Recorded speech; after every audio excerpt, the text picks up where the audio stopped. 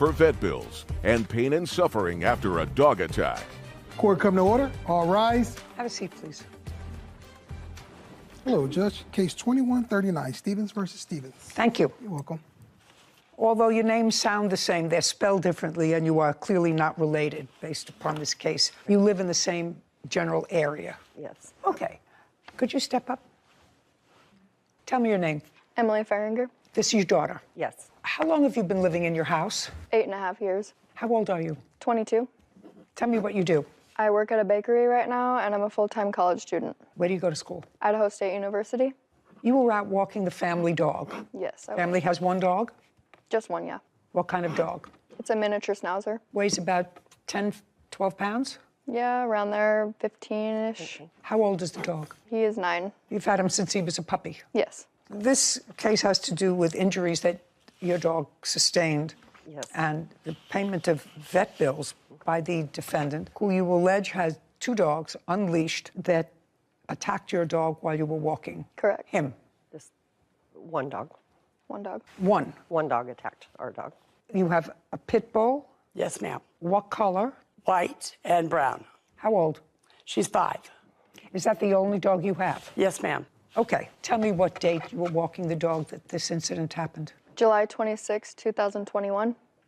Time. Around 8 p.m. Dark? No. Still light out. Yes, ma'am. Were you walking in the neighborhood? I was walking down the sidewalk, and I passed the defendant's house, and I reached the end of the sidewalk. Your dog's name is what? Jax? On a leash? Yes, ma'am. Do you always walk the dog on a leash? We do. Tell me what happened. I was walking down the sidewalk, and I reached the end of the sidewalk. I was about to cross the street, and... Do you have a picture, a diagram? I do. I of where have a this diagram. happened? May I see it, please? Oh, okay.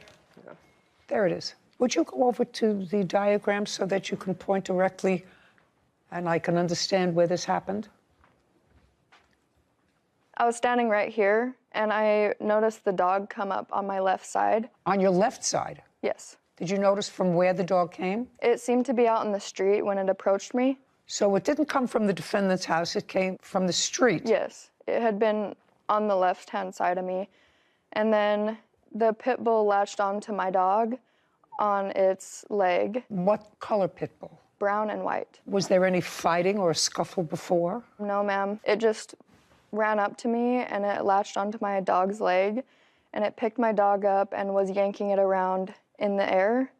And it was very loud, and my dog was squealing a lot and crying out very loudly, so I yanked his leash so that I didn't have to bend down and get hurt myself. And I picked him up, and I ran back. So you yanked him up by his leash? I did. Okay. Did he have what kind of a collar on? A regular collar or one of those harnesses? We have both, so I'm not sure which one he was wearing at that time, but I believe he was wearing the collar. Just the collar? Yes. So you lifted him up by the collar? Yes. Did you see where the dog went? I do not remember. I think the pit bull ran back into the defendant's household. But you're not sure? I'm not sure. What did you do next? We took the dog to the animal hospital. Okay. You can go back now. Stand close to you. Sorry. Had you ever seen this dog before? I have. Where had you seen the dog before? I've seen the pit bull in multiple places around the neighborhood. I've seen it across... That same dog? Yes. I've seen it across the street in that across-the-street neighbor's yard, and I've also seen it in my yard, and it's also been next to my chain-link fence before. Did you or you, Ms. Stevens, ever have a conversation with the defendant about the dog being unleashed? I have not spoken to her at all. For how long have you seen her unleashed dog out and about? Probably about 10 times. Have you ever said anything to your mother about seeing this dog outside? I have. Okay. I'm listening. Yes, ma'am.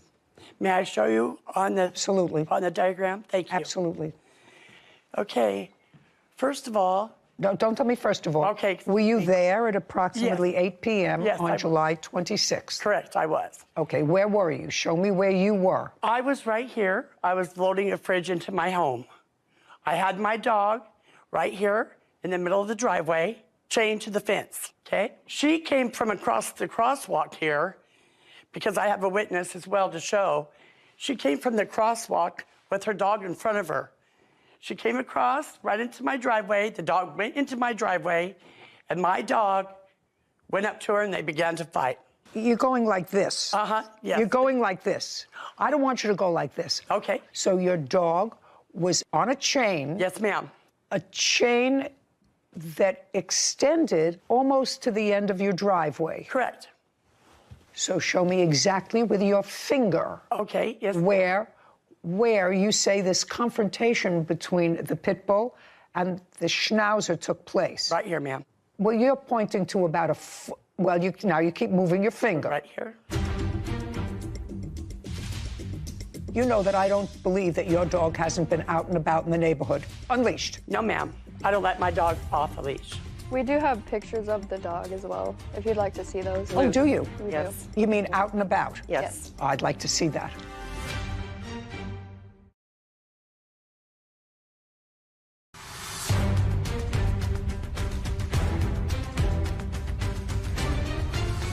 Audrey Stevens claims her neighbor, Heather Stevens, owes for vet bills after her dog was injured by Heather's pit bull.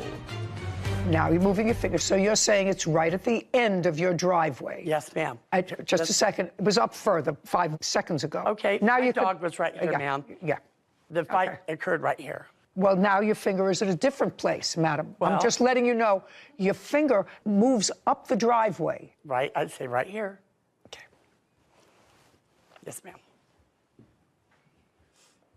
You know that I don't believe that.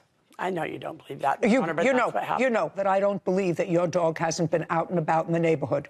Do you know that I don't believe that? I don't think she's lying to me that your dog's been out and about in the neighborhood. Unleashed.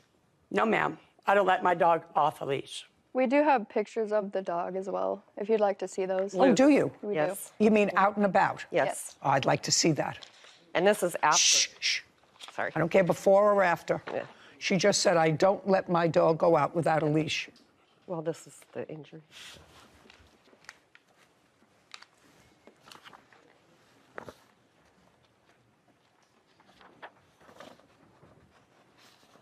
Ms. Stevens, these pictures belie the fact that your dog is out, leashed only. Do you want to see the photograph? Yes, ma'am, please.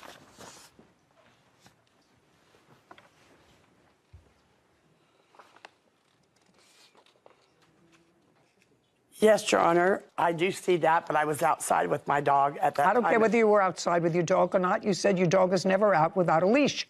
That's not true. That's not true. Were you a witness to this? Yes, ma'am. Be very careful. Do you understand? Yes, ma'am. Tell me your name. My name is Karen Brennan. Are you a neighbor? No, I am a friend A friend of whose? of Heather Stevens. Go ahead. Well, on that day, On what date? on July 26, I was helping Heather with the fridge. With what? With the refrigerator. And I was approaching the driveway, Just a second. You were helping her with the refrigerator doing what? bringing the dolly out so it can be moved Bringing the dolly out from where? from the side of the house. And? And I looked over and I saw the little dog and it caught You my eye. saw what? The little dog. And it caught my eye because every time before, anytime I put the dog out, Miss Stevens' dog, that little dog, if it was in the backyard, would continually bark it. Just a second. Did you put the dog out that day? No, I did not that day. But I recognized So the you dog. did not put the dog out No, that day? not that day. Okay. What time did you get to Miss Stevens' house? Mid-afternoon. What's her dog's name? Lily, Was Lily chained to the fence all afternoon? when we were... Was Lily chained to the fence all afternoon? That's either a yes or a no. When you were there. That's either a yes or a no. Was Lily chained to the fence all afternoon when you were there? You said you got there mid-afternoon. This happened at 8 o'clock. Was the dog chained to the fence all the time you were there? Yes or a no? Or I don't know. No. No, Where was the dog? in the backyard Until what time? until around 7-ish or so. I don't know the exact time, but it was mid-evening. Okay. And what happened at that time when the dog was moved from the backyard outside of the backyard? Who moved the dog? We went to go get the refrigerator. No. Who moved the dog? Heather did. She took the dog from the backyard. Yes. Just a second. To the backyard, to the driveway, to the driveway, because that's where she pointed out that the dog was chained to the driveway fence. Yes. when we came back we went to go get the refrigerator. Just a minute. Well, you didn't tell me, so you left the house. Yes, What time did you leave the house? mid-afternoon. It was like What time? approximately 4 or 5, Okay. And the dog at that time was where? with us in the vehicle. So you had the dog in the car. So the dog was in the backyard. Yes, And then from the backyard, the dog went with you in the car. correct. And then what? And then we picked up the refrigerator, and we came back, and then she had chained her. Okay. So from the car, the dog went to the fence, which is chained sort of midway up the fence, according to the defendant. Sort of midway up the driveway. Correct. Is where she chained the dog. Correct. Is that correct? Correct. Then where did you go? And then I went to go get the dolly and bring it around so we could get the fridge out. Okay. And where did Miss Stevens stay? She was in the driveway. And it was when you were coming out of the backyard that you saw Miss Stevens in the driveway? Yes. And saw the little dog? Yes. She was in the driveway. Was she next to the dog? Go over there and point out where she was. Would you, in the driveway? She was, She, Miss Stevens, that Miss Stevens, yes. your friend, Yes. was right in the middle of the driveway near where the dog was chained. Yes. And show me where the defendant's house is, because you had been in the house earlier that day. Point on that diagram where the house is, Right here. where it says defendant. Yes. That's the whole house. And where's the front door? Right here. Up there. And where's the porch on the front door? Right there. Okay. Now, that's not where she was. She was in the driveway. Correct. Okay, now go back. Now I'm going to read to you what your friend Miss Stevens wrote and swore to in her answer. I was standing on the porch, maneuvering the fridge inside, and I saw a little dog sniffing around and walking up my driveway. She said she was on the porch. Well, she was back. Chip. That's where she said she was, on the porch. I know the plaintiff's dog is a barker since it has come to the backside of my property and barked at my dog through the fence. The dog walked all the way up the driveway to where my dog was. Now, you want to think back? Miss Stevens says she was standing on the porch. You were very certain she was standing mid-driveway right near her dog. Which one is it? Well, we were trying to maneuver the fridge, so No. we were back and forth. Which one is it? Was she on the porch, which is all the way at the other end, Yes. or was she mid-driveway? Mid-driveway. She was mid-driveway. So Yeah. Miss Stevens lied when she said she was on the porch. I didn't look at a police report. I listened It's to all your. I one-sided. listened to you, Yes, Your Honor. and I listened to your witness. Yes. And you and the witness that you brought told two divergent stories, two totally different stories. She was your witness.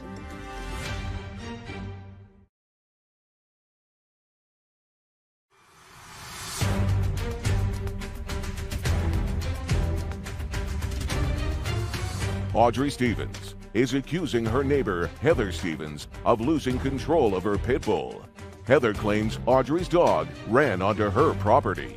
So Miss Stevens lied when she said she was on the porch. That's what she says in her answer. I was on the porch when this happened. You understand? Do you understand? Yes. Sit. Can I see your vet bills, please? Your Honor, I have a video of my dog. Can we present the video that I have brought? You mean for that day? Yes, ma'am. For that- No, not for that day. No, not for that day, but just to show you that my dog is not vicious. Oh, what? That she likes to play with little dogs. Clearly not on this day. She didn't like to play with other dogs. That dog is constantly barking at my dog in the backyard, and that's the only. My dog loves dogs. I have obedience records. Miss Stevens, Yes. I want you to understand something. Yes, ma'am. Whether the Schnauzer is a barker or not a barker, I told you, I didn't believe you when you told me that her dog was off leash. I didn't believe that. Either you or your witness lied. I don't know which one. So I'm going to have to assume it was your witness. Do you want me to assume it was your witness or you? So one of you lied. She says you were in a totally different place. She was coming out from the backyard. That's where she was. She had gone to get the dolly. You said you were maneuvering the refrigerator up on the porch. Yes, ma'am. Well, who is telling me the truth? You want to tell me? It was a very hectic day. It was a very hectic day. Yeah. And I have photographs of your dog, despite the fact that you tell me that your dog is never off leash, always on leash. I have 3 photographs taken 3 different times of your dog being off leash. Now, there's no question that your dog caused the injuries to the dog. This has been going on for over a year in court. They dismissed it in criminal court, and there's a reason why they dismissed it. Just a second. Yes, You're ma'am. going to try to tell me why they dismissed the case in criminal court? You have a document. I mean, I understand that they filed a criminal case against you. There was a criminal case that was dismissed, Your Honor. That's okay. That has nothing to do with this civil proceeding. You know, somebody may not want to put you in jail because you let your pit bull roam around without a leash. Somebody may not want to put you in jail, but you are clearly responsible for this dog's injuries. You are. If you have a pit bull, and pit bulls can be dangerous dogs, they can turn on a dime and cause serious injury. Pit bull lovers, I don't want to hear from you. I've been going through it for 25 years. Some of them are nice. Some of them are not nice. But when they're not nice and they turn, they have configurations that can cause a great deal of injury. One killed a woman who was babysitting for it. I understand, Your Honor. So you do understand. I believe, may I say something? I believe that a dog is how it was raised, okay? I've raised that dog from a baby. She's never been mean like that. That dog that lives next door, which is Miss Stevens' dog, yaps at my dog every single day. She goes outside, yaps, yaps, yaps, yaps at her. So what you're telling me is your dog... So if what you're telling me is that your dog had the right to be aggravated because the dog yaps at her all the time, that's not a reason to let any dog, but especially a dog that has potential to cause injury, out without a leash. And you do that regularly, and you can't do that. Your Honor, can I also add that I did have a brief interaction with Miss Stevens on the day that it occurred, and it seemed like she did come out of the street with the dog. I don't believe she was in the driveway. She offered help for me. She did? Yes, before I went home. And where was not she? To interrupt, but we also have video of her acknowledging fault with the officer's body cam video. What is that? They have a body cam on when he was talking to her, when she said she's really sorry and she's going to pay the vet bill. Oh, may I see that, please? We were getting ready to take her for a walk. We were moving in a fridge. Oh, okay. And she jumped out of the car when she seen that little dog, because I was getting ready to get in the car and Gotcha. right on the corner here. Okay. So were they just across the street then? No, they were right here. They were just right here on the sidewalk. Okay. I'm going to pay the bill, I know, and whatever I got to do. Yeah, so she's down at the clinic now. It was a bite on her, on the shoulder, I think. On the shoulder? Yeah. Okay. And she was just protecting me, because Sure. that's all. And I'll pay the bill. Now you're responsible. And I want to for, so- apologize. Sure. I feel bad. I do feel bad about it. I do love dogs. I'm a dog lover. And I do feel bad. And I believe she just said, the defendant just said that she was in the street when that happened. It was in my driveway that happened, Your Honor. I'm just saying, we want to be honest. Was your dog on a chain? My dog was on a chain, Your Honor. Another thing, I never got my side of the story added to that at all. It was all one-sided. The whole police report was one-sided, Your Honor. I didn't look at a police report, I madam. have one right here. Just a second. I didn't look at a police report. I listened It's to all one-sided. I listened to you. Yes, Your Honor. And I listened to your witness. Yes. And you and the witness that you brought told 2 divergent stories, 2 totally different stories. She was your witness. Yes. Easily confused, but she was your witness. And you should have prepared her better, consistent with what your answer was. Do you understand? Yes, Your Honor. I wasn't trying to... Very, very good. Okay. Pain and suffering, unfortunately, is not yours. If you had had injury to yourself, and I think that the law is a little crazy there, but we can't gauge pain and suffering for an animal. Anyway, your vet bills were $435. Your Honor, we just added that just because, you know, I understand. Blatant disregard and the dog's still out all the time. Oh, no, excuse me. The total with tax was $441. Judgment for the plaintiff. Thank you very much. Thank you. This court is adjourned. It's been a struggle just because of how long it's been going on. It was a crazy day. The dog almost got to our dog's leg bone and broke it. Because the dog is always japping at my dog. It was pretty scary. So it surprised me that that happened. He was bleeding and everything. She's not vicious whatsoever. We ran him up to the hospital. The animal control never get in my house. I had a feeling that Judy would see right through her, so. I love dogs, and I felt sorry for the little dog. I'm happy about the settlement and how we got our money. I'm not even going to get on my soapbox with regard to dogs that are potentially dangerous. There's no question that this lady has a dog that she's had from a puppy, and the dog has never caused her any difficulty, but there's also no question that she lets that dog out without a leash. I mean, they had proof of different occasions of the dog out and about.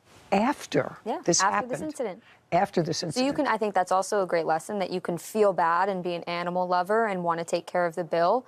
But if you don't take any subsequent remedial measures to fix your bad behavior that caused this great deal of injury, then I don't really believe you that you feel sorry or that you're a dog lover. Because, well, that's an interesting perspective. Yeah, I mean, you knew what you had to do to ensure the safety of the dogs and other people in your neighborhood, and you chose not to do that. So after it had already had an incident. Exactly.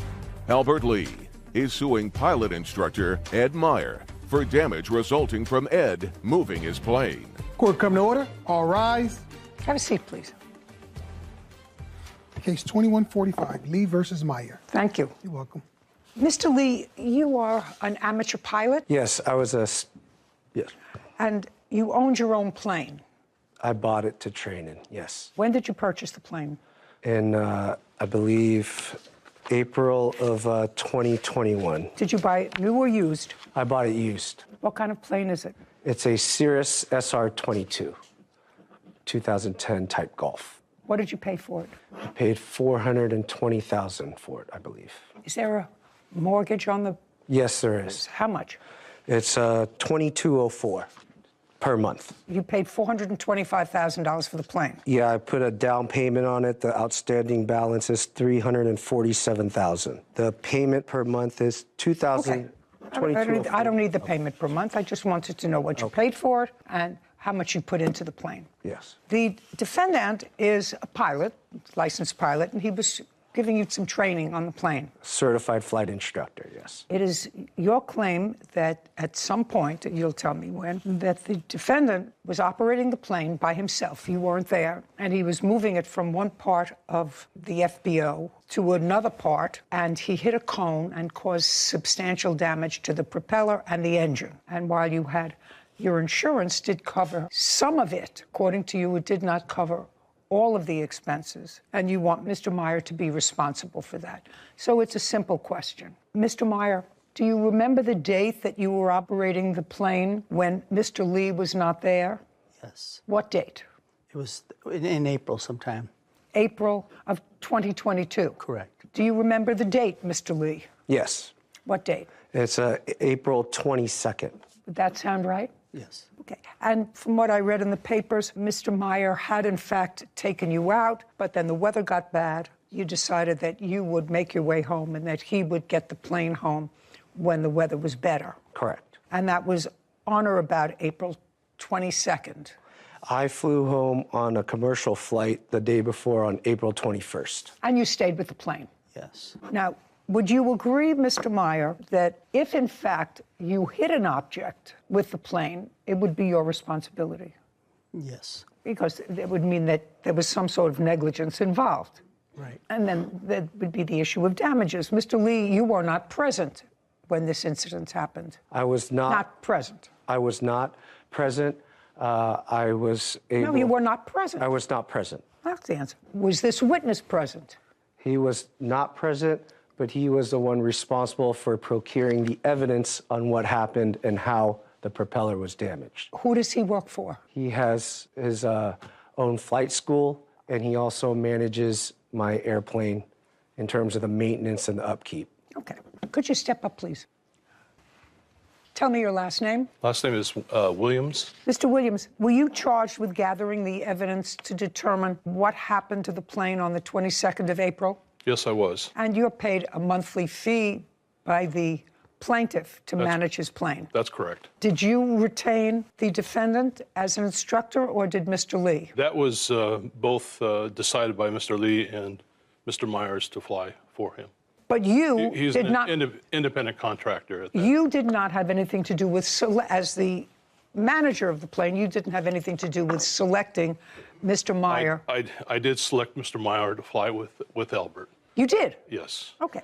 Because were you the one who introduced him That's to Mr. Meyer? That's correct. When, Mr. Lee, did you start to work with Mr. Meyer? It was probably a prior flight where we flew to San Francisco for a business meeting I had. After that, I believe it was... In what month? Roughly about the same month. In April? Yeah, in so April. You didn't maybe. know him for a long time? No, not very long. I'm going to get back to you in a minute, Mr. Williams. Prior to the defendant, had anybody else been an instructor for you? Yes.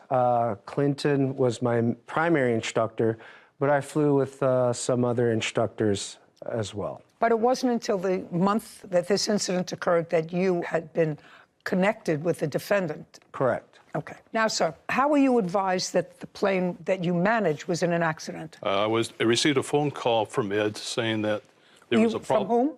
From Mr. Myers, that there was a problem with the aircraft after he taxied and did the run-up and returned the aircraft back to Signature in Las Vegas. We notified and contacted a... Did you ask, what you would usually ask is what happened? Yeah, what happened? Just a second, and what did he say to you?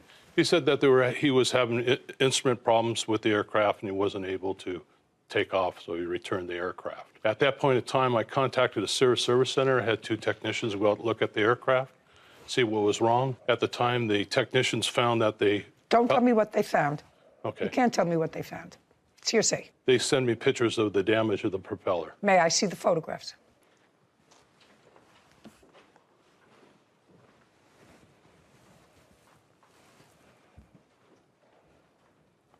Okay, so that's a fresh damage. Correct. Can I scroll this? Yes, you may. Or it's just one? Okay, so you have a picture of that. You have a picture of the cone that has a slice in it. Correct. That's the object he hit. We also have a video showing the plane taxi and hitting the cone at the... I'd like to see that as well. Okay. Okay, let's see what we got.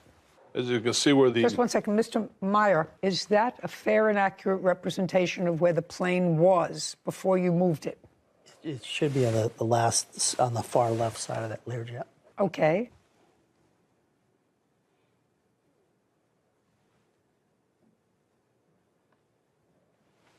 Oh.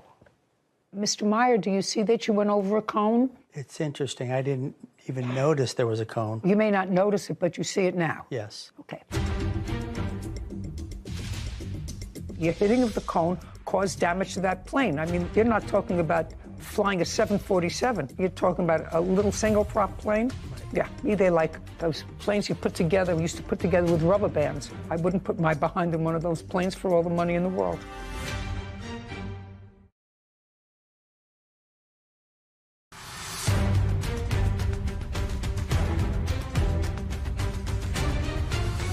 Albert Lee claims pilot instructor Ed Meyer is responsible for damage after Ed moved Albert's plane.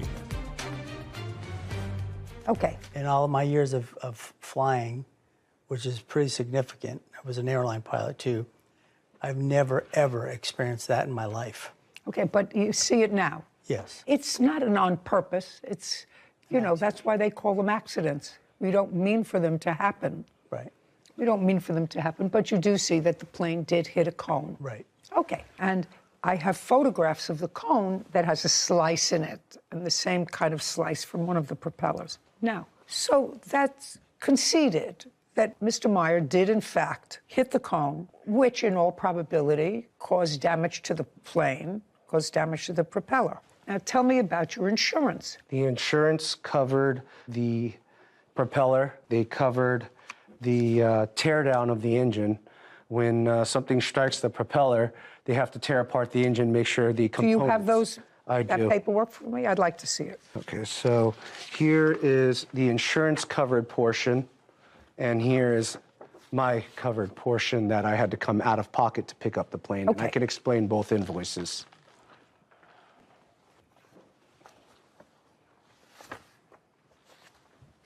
And if you flip to the last page, that'll have the total. Insurance covered about 60-something thousand for the propeller and the engine teardown. Okay, so the damaged propeller, Mr. Williams, causes you to have to take apart the engine, fix the engine if there was damage to the engine. Am I correct? That's correct. The FAA requires anytime you strike an object with a propeller, the engine has to be inspected in the component parts. So they Component parts of the engine. Yeah, with the damage, potential damage of the engine, internal damage that could be caused by striking an object. Okay. The insurance covered how much, sir, Mr. Lee? It's it's on the invoice 60. I think it was 63,000, 64,000. It's on the last page. The last page shows a deposit of $63,000. Yes, that's it.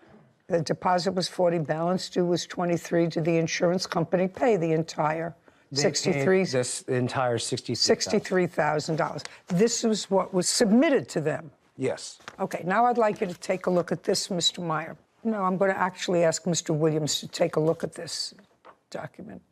These are the items, Mr. Williams, that Mr. Lee says were uncovered. I would like you to go through all those items and tell me which of those items relate to the engine and which do not. Okay, is this the total? Carefully, because I'm going to potentially ask you about each individual thing, because there looks to me like some things that bear no relation to an engine. Okay, so most of the items that you see that are airworthiness on the airframe are the items that need to be inspected or replaced from the teardown. So your item 1, item 2, 3, 4, item 5, 6, 7, 8. These are all items that the repair shop goes through the engine and assesses whether it needs. Well, tell me how the brakes would be impacted. I don't think impacted by hitting the. Which invoice? And I don't know. But how brakes would be impacted by hitting a nose cone. Brake lining. I don't know what that is. Okay. Yeah, some of these items, Your Honor, such as one of these items, the brake lines, as you pointed out, is probably not part of the. Well, that's what I want you to go through, sir. Okay. Do you understand? I want you to take a marker, a pen, and circle, because I don't know a whole lot about airplanes, but I know a little bit about airplanes. I know what's routine maintenance and what has to be taken care of, because a plane either falls on its nose or falls on its tail, both of which I've experienced. Well, this is a small invoice. This is not your. This is a 12. Mr. Williams, don't ask him. I didn't ask you to have a conference with him.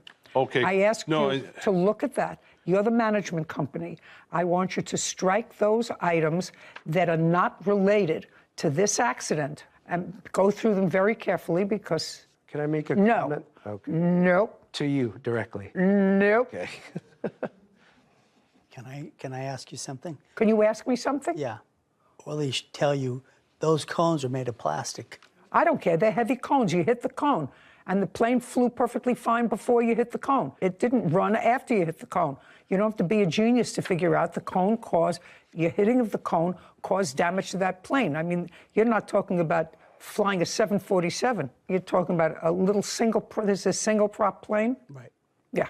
Me, they like those planes you put together, we used to put together with rubber bands. I wouldn't put my behind in one of those planes for all the money in the world. The only items I can see, Your Honor, are 2 items that may not be related to the accident, items 7 and 8. Okay, may I have that back, please, Sure. sir? And you are familiar with planes, sir, is that correct? Yes. Okay. So what you're saying is item The circled item. 7 and 8. Correct. So we have. There's a couple of invoices. We have right and left main gear, but which is 143 plus 270 plus 66. What about item 9? Pitch, trim, jab, nut, loose. What is that? Probably what they do during the inspection and the tear down, they go through the aircraft itself, make sure it's airworthy. So they probably caught another item or 2. You can probably put that on item that's wasn't part of the accident. The big ticket items, adding up all of these items, Mr. Meyer, that probably have no relation to the accident which you caused. Correct. Still bring the total amount to more than this court's jurisdictional limit. Can you tell me, sir, why your insurance, Mr. Williams, let's go back to you. You manage this plane. Can you tell me why Mr. Lee's insurance didn't cover all the damage to the plane? A lot of the prospective renters or instructors that everybody uses, or we used in this case, carry their own insurance for this type of incident. Their insurance covers basically downtime, loss of operation, or in this case... You mean Mr. Meyer? Yes. Would have his own. Do you have your own insurance? No. No. Don't you do a check to find out if they have their own insurance before you recommend someone? He had insurance, but it was lapsed. If you have insurance that's lapsed, then you have no insurance. Yeah, that's correct. So you're lucky that he's not suing you.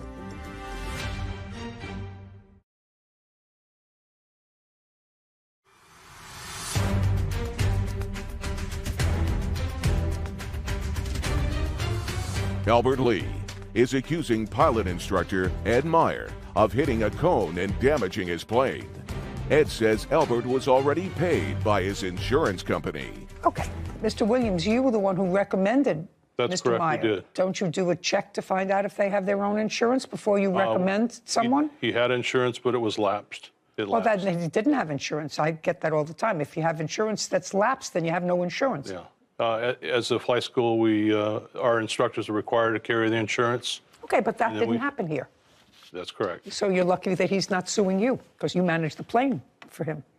And you recommended him, Mr. Williams, you know.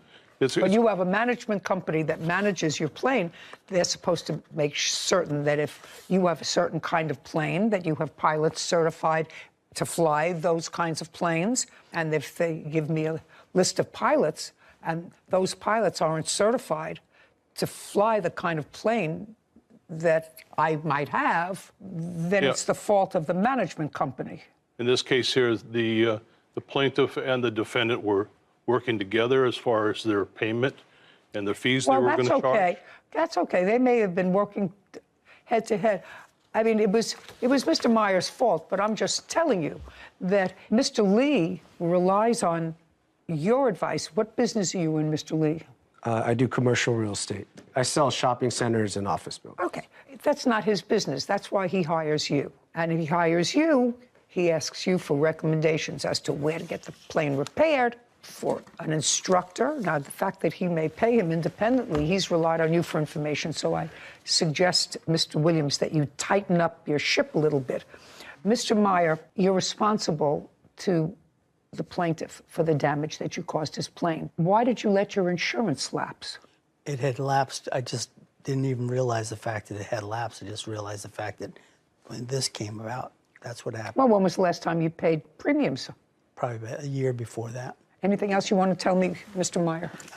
You owe him $10,000. You caused the damage. You have to fix it. Judgment for the plaintiff. We're finished. Thank you. This court is adjourned.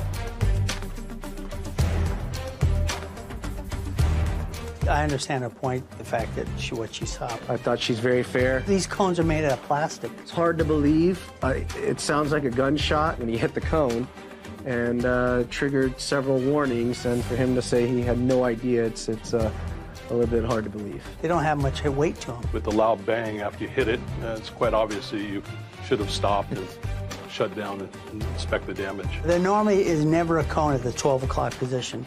They're at the left side and the right side. They place cones all the way around the aircraft, and it's part of your responsibility as a pilot in command to do a walk around pre-flight, make sure there's no object in front of your aircraft. When I taxied out halfway down, that's when I recognized there was an ICAS message that came on. I finally got it back, and no more student pilots won't let any CFIs fly for a while. You know what I thought about in this case, Sarah? That lay people have to look at something, lay people, and while I'm a judge and have certain expertise, I have no expertise in reading slips that show what's been done on a car or an airplane or a train or a boat. But we have common sense. But we have common sense.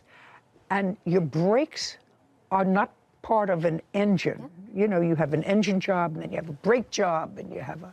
I saw where you were going. different kind. And, you know, if you have an accident that impacts on the right driver's door, if you put in a new wheel casing in the left rear door, well, that has nothing to do with an accident. Probably just an oversight. He did state that those two items were not part of You He know, did. He did at the end, but did. it just feels a little uneasy when they try and slip those things in there that just common sense doesn't ring true, that it comes from the Yeah, same you know, front, back, you know, the head of a horse, the tail of a horse, it doesn't fit in. And there's really no difference between not having insurance when you're driving a car and not having insurance as a flight instructor. Yeah. Yeah, that's pretty serious. I would think there would be a more rigorous check on that before you get behind an aircraft, the wheel of an aircraft. Absolutely. You would think that there would be. Yeah. There's a flaw in the system someplace. Okay, I'm glad nobody was hurt. Is suing Joseph Simonet for car damage after Joseph's 15-year-old son hit Carrie's vehicle. Court come to order. All rise. Have a seat, please. Hello, Judge. Good morning. Case 2138, Cargill versus Simonet. Thank you. You're welcome. Ms. Cargill, you and the defendant's son had an accident while you were driving your car, and Mr. Simonet's son was driving his electric scooter. It was like a skateboard, a one-wheel skateboard. Tell me your name. Jacob Simonet. Describe this vehicle that you were riding on. It's got 2 spaces for your feet. Has one in the back, one in the front. Now try to look at me. I'm trying to see you. Oh. Trying There's to one in the go back, like this. one in the front, and then there's a big wheel in the center. And you put your feet on either side, and then it balances, and you ride it kind of like a skateboard. Oh, I actually had a have feeling you picture might of need it. myself riding on one of those for about 30 seconds. Yeah. We bought it for one of my grandchildren years ago, but it's motorized. Yes. It has a motor. It's electric. And how fast does it go? Tops out at about 17 miles an hour. 17. Yes. That's pretty fast. Are you required to drive that on the street where pedestrians walk or where cars ride? On the sidewalk with the pedestrians. Sidewalk. Yes. Do you drive it on the sidewalk? Yes, I do. Do you ever drive it in the street? I do not. Now you're going to tell me what happened on the date of this incident, which was August 17th. This year, yes. Okay.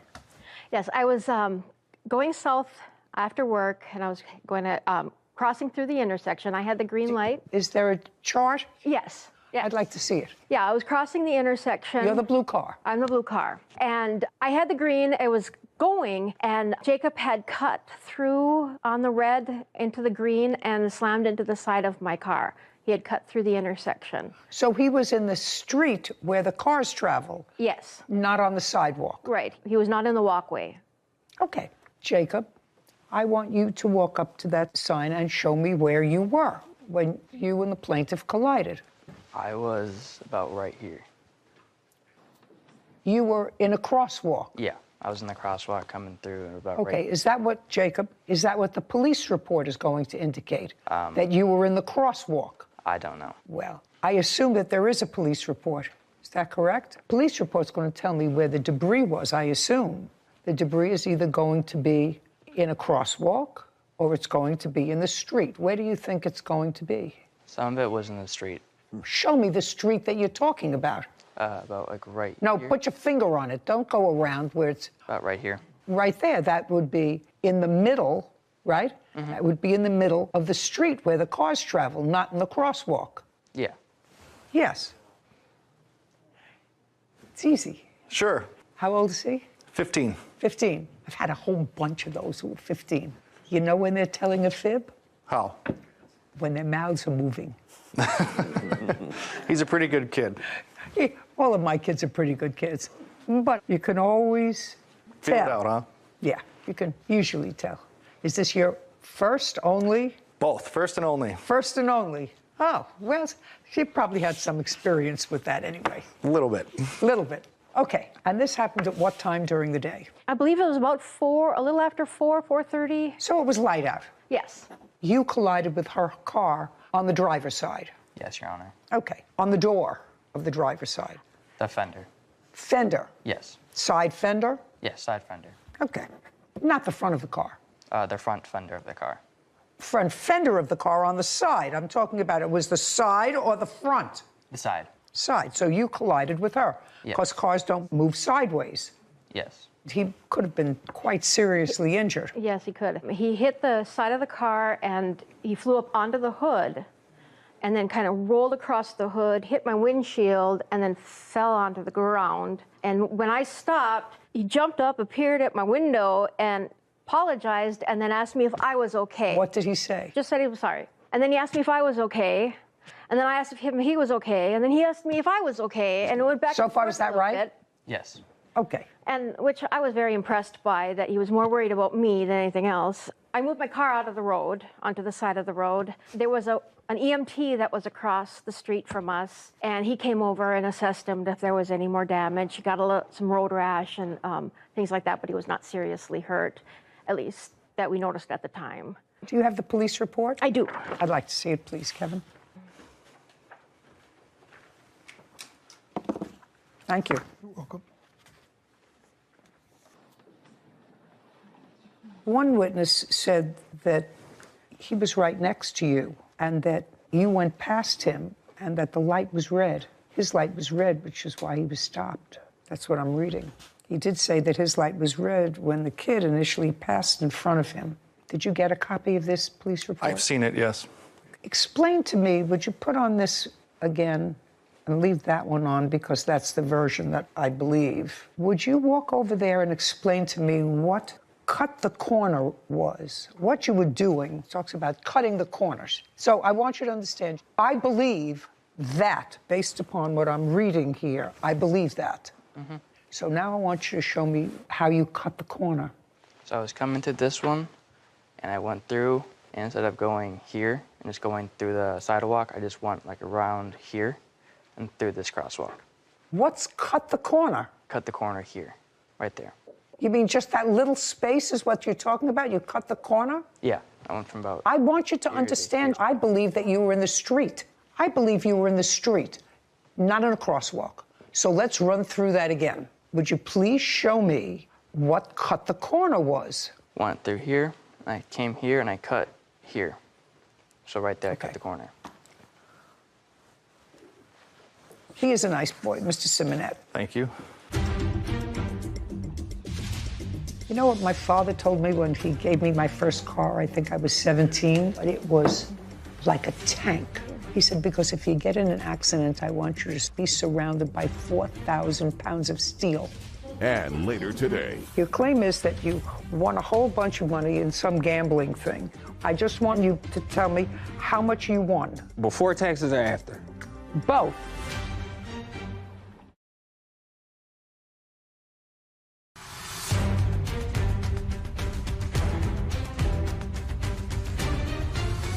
Carrie Cargill claims Joseph Simonette owes for damage after his 15-year-old son hit Carrie's car while riding an electric skateboard. Okay. The police determined that based upon the eyewitness testimony that the pedestrian, Jacob, is at fault and believed to have crossed the intersection before having the right-of-way. The vehicle had the green light. In any event, do you have photographs of your car? This happened in August, and you were called to the scene by your son, is that right? Correct. And you got there, you know that he was a little banged up, but thankfully... He was in an ambulance when I arrived, but shortly after, yes, he did walk out of the ambulance and suffered some injuries, which I have pictures of if you'd like to see them. I'm sure he was banged up. He had bruises from falling off the... From being launched from the vehicle after the collision, correct. Okay. You know, he was really lucky that she wasn't going faster. Correct. Could have been much worse. We were thankful for his health on the outcome of the incident. You're right. Okay, can I see an estimate to fix your car, please? Thank you. You're welcome. What kind of a car do you have? A 2015 Equinox Chevy. You had full coverage on the car, is that right? Yes. But with a $1,000 deductible. Yes. So if you put this through to your insurance, you have a $1,000 deductible. Yes. Right? Anything else you want to tell me, Jacob? Nope. Do you still ride one of those things? It's broken. I didn't get a new one, no.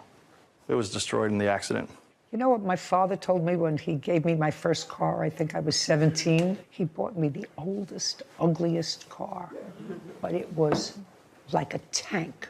All my other friends were getting these nice, cute little cars, and this one was like an old person's tank Cadillac or something. You know, we're talking 50 years ago. And I said, why do I have to have this car? Everybody else has cute cars. He said, because if you get in an accident, I want you to be surrounded by 4,000 pounds of steel. That's pretty much the lesson that I've sent out there. 4,000 pounds of steel. One and only, surrounded by lots of steel. Judgment for the plaintiff in the amount of $1,000. Thank you, we're finished. This court is adjourned.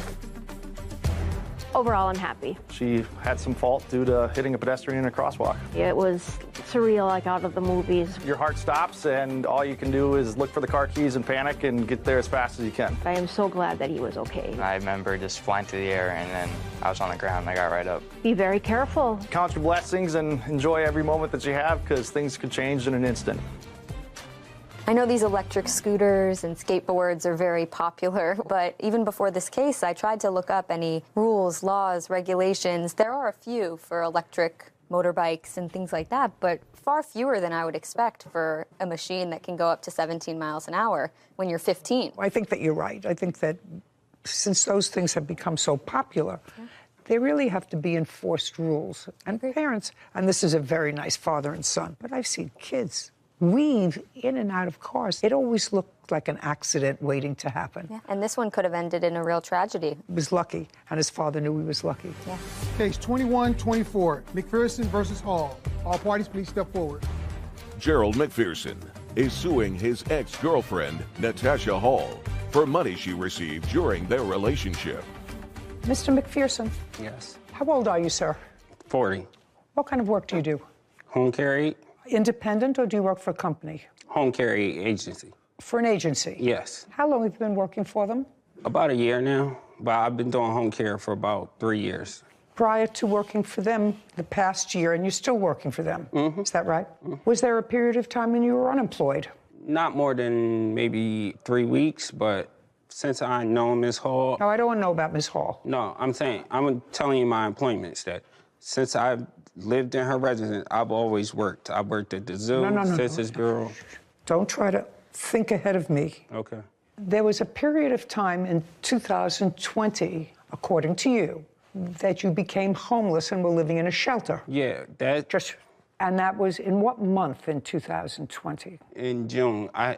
So if I can explain the situation. I was living in a house that a slumlord wasn't doing the repairs. So I ended up forcing his hand, him selling the property, and the new landlord and my... Could you look at me when you're talking? I'm sorry. The new landlord and my other ex, they kept the property. I moved out. I went to a shelter because I didn't want nothing to do with her or the... You're talking about her? No, ma'am. Well, then don't keep pointing to her. I'm asking you... I'm just pointing in general. I'm not pointing at her. You actually pointed to her. When you were in the shelter, were you employed? Yes, for the Census Bureau, doing the census. I was actually out in the field knocking on doors. I was an enumerator. So you were not working in home health care, you were a census taker? At that time, yes. And did you have a child living with you? Yes, well, not in the shelter, no. I could not have my daughter in the shelter. How old is your daughter? 10. And where is her mother?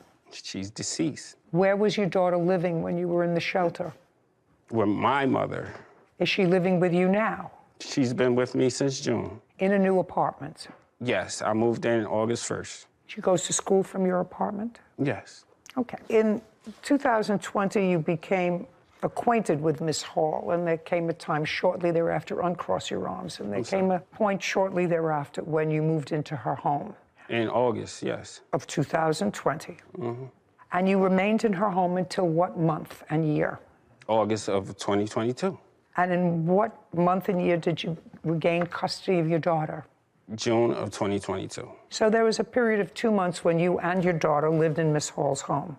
You could say that, but... Well, I'm saying that because I just asked you a question about timeline. No, because me and Miss Hall was going through our dispute about this money, my daughter was staying with my grandma. I only brought my daughter there on certain occasions. When I say you regained custody of your daughter, was that a court order? Yes, I have it right here. Just a second. Was the child removed by court order from your custody? It was removed because the house... Don't tell me because. Yes, it was yes. Yes. I have lots of things to do today. Okay, I'm sorry. Child was removed from your custody. Because I didn't have nowhere to live at the time. Was the child removed from your custody before you moved into the shelter? She was removed because I was in the shelter. Did you take her to the shelter? No, I was not allowed to because there's no men. So at that time, female. did she go and live with your mother? Of course. Was that by court order? No, it was I brought her to your mother. Yes. May I see the court order that involves custody, please? I'm not getting an answer. This is the court order, and this is these two forms.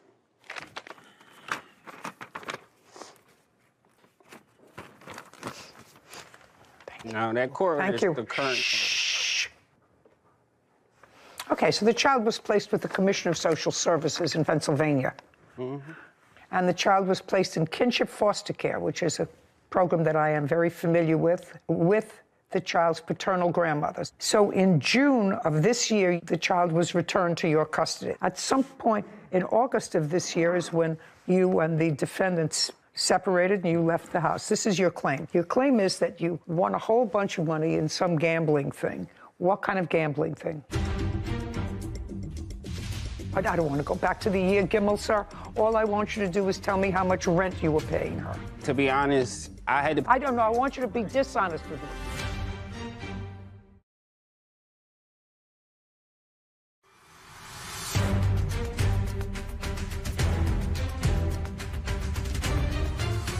Gerald McPherson claims his ex-girlfriend, Natasha Hall, wrongfully spent the money he gave her for rent. Your claim is that you won a whole bunch of money in some gambling thing. What kind of gambling thing? I want you to look at me when you talk, not at the papers. No, I was going to... In what kind of gambling thing did you win money? I betted on 25 games. What 25 games? NBA, college, hockey. Okay, and you bet where? On FanDuel. It's an app called FanDuel. Okay, and you won? Yes. I don't understand the whole thing. I don't want to learn the whole thing. I don't care about the whole thing. I just want you to tell me how much you won. Before taxes or after? Both. Okay, $36,742, and after taxes, $26,889. On what date? So I won the bet on the 28th. It came into my account. 28th of what? January. Of what year? This year. And you had been living with Miss Hall for 2 years? Prior, yes. Okay, and you were working according to you all of that time? Yes.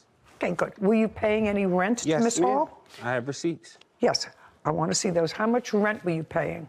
So when I met Miss Hall... I don't want to go back to the year Gimel, sir. All I want you to do is tell me how much rent you were paying her. To be honest, I had to pay I don't know. I want you to rent. Be dishonest with me. Half her rent is like $425, and she had me pay half the gas and half the electric and half the cable. Her rent was $425? No, it's $850. I had to split it. We're paying half and half.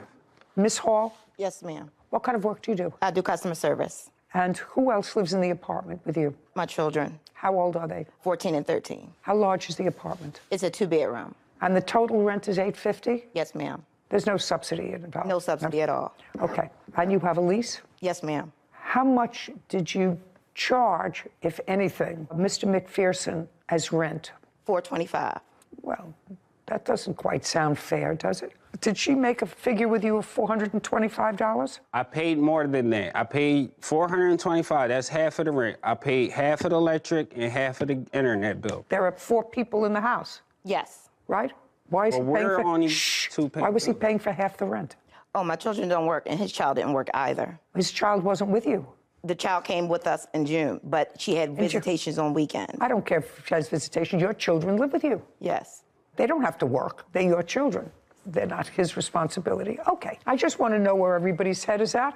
There came a point, Miss Hall, when Mr. McPherson gave you $6,000 in cash. No, not in cash. Check. No, both of them were wired. One was directly wired into our Bank of America account. What? Just a second. When?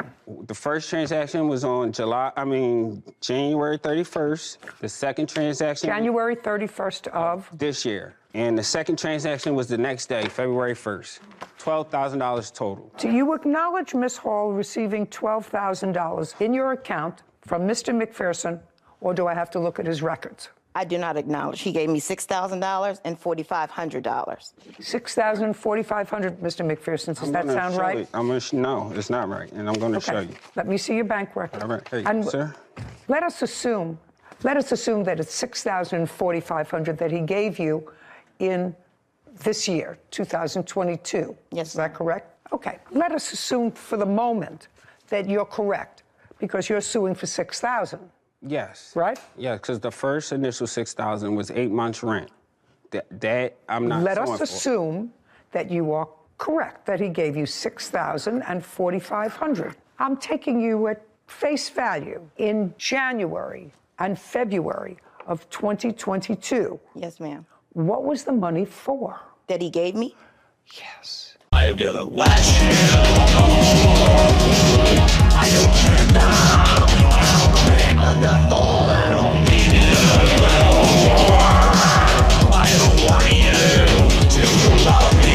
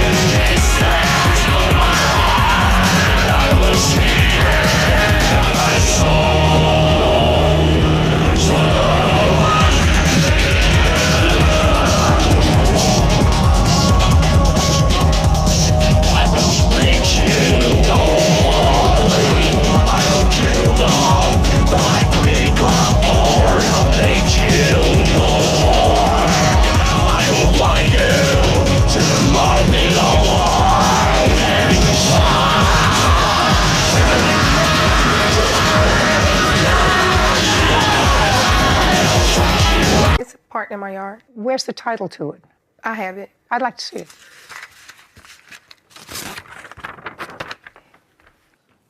And you repossessed the car just a few months ago, is that right? No, ma'am. June 4th. Yes, ma'am. Well, that's a couple of months ago. Oh, okay. Great. Where's the back of this title? I just sent it as evidence. I don't have the title with me, but that's the title. It's in my name. Have her sign this. You're signing over the title to the car for her. Sign it over. I'll notify. Sign it over to her. We're going to give you the $100 that she owes you. Sign it over to her. You do understand, Miss Flowers, you came here to court today from where? Jacksonville, Florida. And you want to get home, right? Yes, ma'am. And you've got an appearance fee for coming here? Yes, ma'am. Right. All that's being withheld until you sign the title over to her. Do you understand? Okay. Great. Okay. So now you're going to have 5 days to get your car. Your Honor. And I'm awarding her on her counterclaim. You got your property back. I'm awarding her on her counterclaim. So far, $100, because that's what you owed her on the car. And it was done a few weeks ago. The car is there. Within 5 days, with a marshal, go and pick up your car. Do you understand? Okay. Within 5 days of today's date, she's coming to pick up the car with a marshal. Don't do anything to the car, because you're not getting any cash until she has the car. Okay. Got it? Got it. Perfect. We was at the park first, which I can pull up the video and show you we was at the park first. I did not hit her first. She walked up to me, because in the video, you're gonna hear my friend saying, "Friend, turn around, turn around." She hit me. May I see your video Yes, where ma'am. she hit you first? Let's get to your counterclaim. I've already given you the remainder owed on the car, which is $100. But now your counterclaim is about an assault. Tell me when this assault took place. It took place on June 3rd. And what date did you retrieve the car, just from my memory? It was June 4th. Well, it was like 3 o'clock in the morning. Okay, so it was right after this fight? Yes, ma'am. Okay. So why don't you tell me what happened? Me and her, after, we got into the little argument about the car, I blocked her on everything, and I just told her what she owed me. So she proceeds to threaten me, saying she would be at my house in my car, her and her cousin. So me and my... Can I see what you're talking about? Yes, ma'am. Did she tell this to you on the phone or in texts? In text, miss. I'd like to see the text. I have a voice recording of her saying it. Oh, yeah, I'd like to see that. Even better. No, I'm deaf. It's even better. Now, is this argument, by the way, while you're looking for it, this argument was about the balance due on the car? Yes, ma'am. It was something before that, but then it led to the car. I guess it's the service in here. It's having trouble. You don't have service? If you don't have service on the phone so I can hear it, I'll look at the texts. Okay. Right here. Okay, yeah, that's it. Thank you.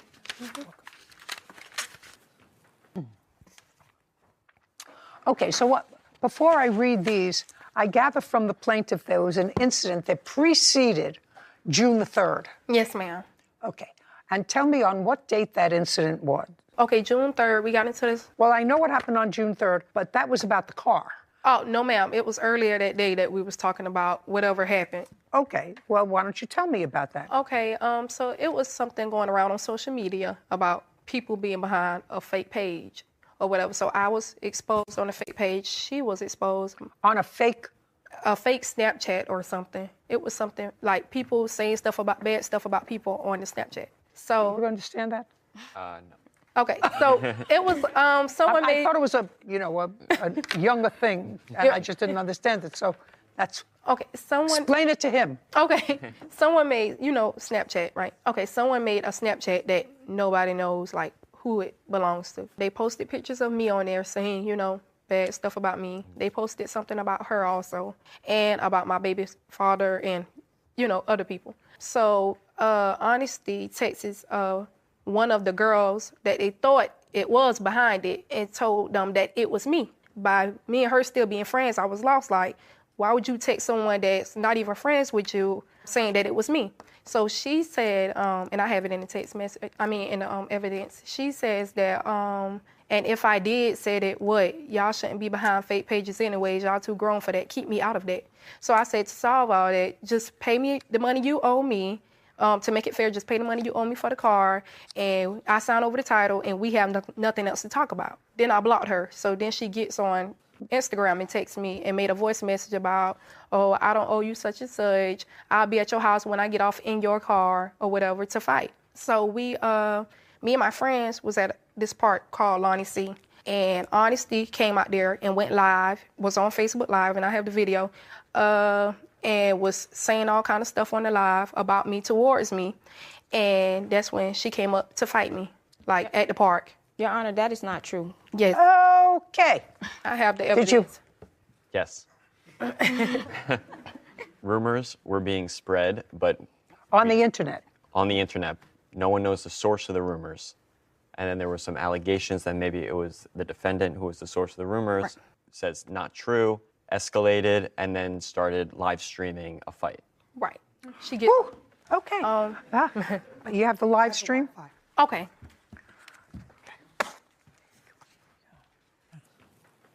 Okay. So we just hit the play. Yeah. Before. Oh my God. You can hit that play button right there. Lie. You a lying. I got all the messages, and don't play with me about no $700, because, bitch, I will be at your house when I get off work. Hold on, play with me. I don't owe you no $700, and you know I don't. You better find somebody to play with, bitch. Works and plays well with others. Isn't that a check-off sign someplace? Okay, tell me what happened when you met with each other. I was at the park already, me and my friends, the witness. What were you doing at a park? How old are you? I'm 21. What do you do for a living? I'm in nursing school. How old are your children? 8 months and 2 years old. Who do you live with? It's me and my boyfriend. We got a house. Boyfriend, the father of these 2 children? Yes, ma'am. And you were at the park with your friend with your children? Oh, no, ma'am. It's just me, my friend, and my other friends. They always have stuff at the park, so. Where were your children? Well, one was in South Carolina, and the other one was with her grandmother. Which one was in South Carolina? My 2-year-old. Who was in South Carolina? I'm from South Carolina, so my family is there. Who was the baby with? Oh, her godmother. Why? Because we just sent her down there occasionally to be with her godparents. Okay. So you were at the park. You went to the park. No, ma'am, that is not true. I was with my friends and my cousin, and they had a graduation party. My friends was there. We went there after work. We was at the park first, which I can pull up the video and show you we was at the park first. They came to the park afterwards. I did not hit her first. She walked up to me because in the video, you're going to hear my friend saying, friend, turn around, turn around. She hit me. And I don't understand how it's assault because as they're breaking up the fight, none of the people I was with May I broke up see the your fight. video Yes, where ma'am. she hit you first? You're taking the car back.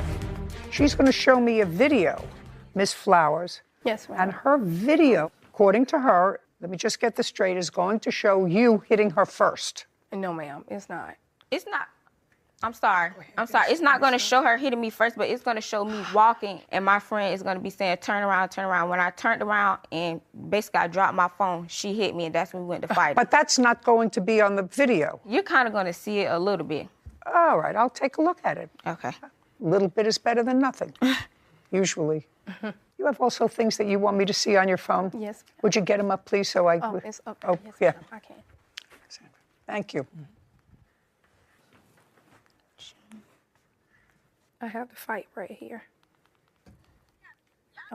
This sound is right there. I already turned it. The only thing you have to play is the play button. Okay, while she's looking for us, I'm going to take a look at this. And here you go. Who's the one on the ground? I'm on the bottom. She's on top of me.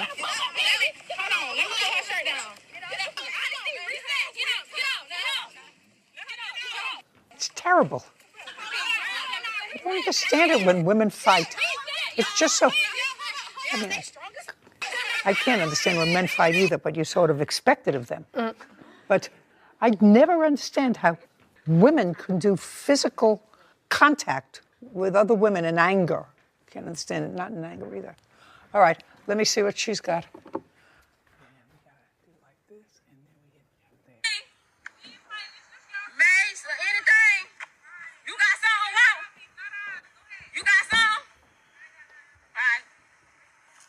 She better come right here and let this house need me.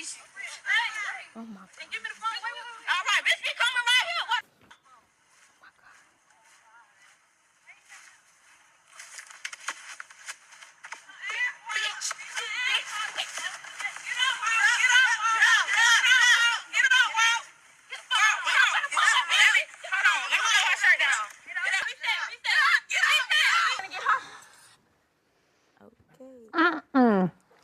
It looked to me like there were times in that video when she was on top and times when you were on top. I never got on top. She kicked me in the face and all while I was down. I would never got on top. Just were you wearing the red pants?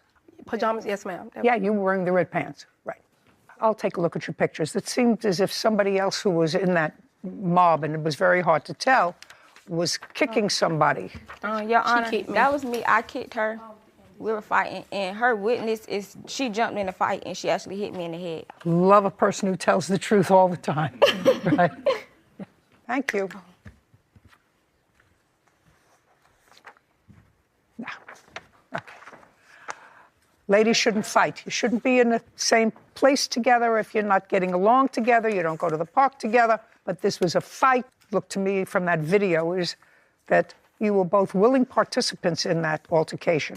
So I'm dismissing your counterclaim, with the exception of the $100 that she owes you for the balance of the car.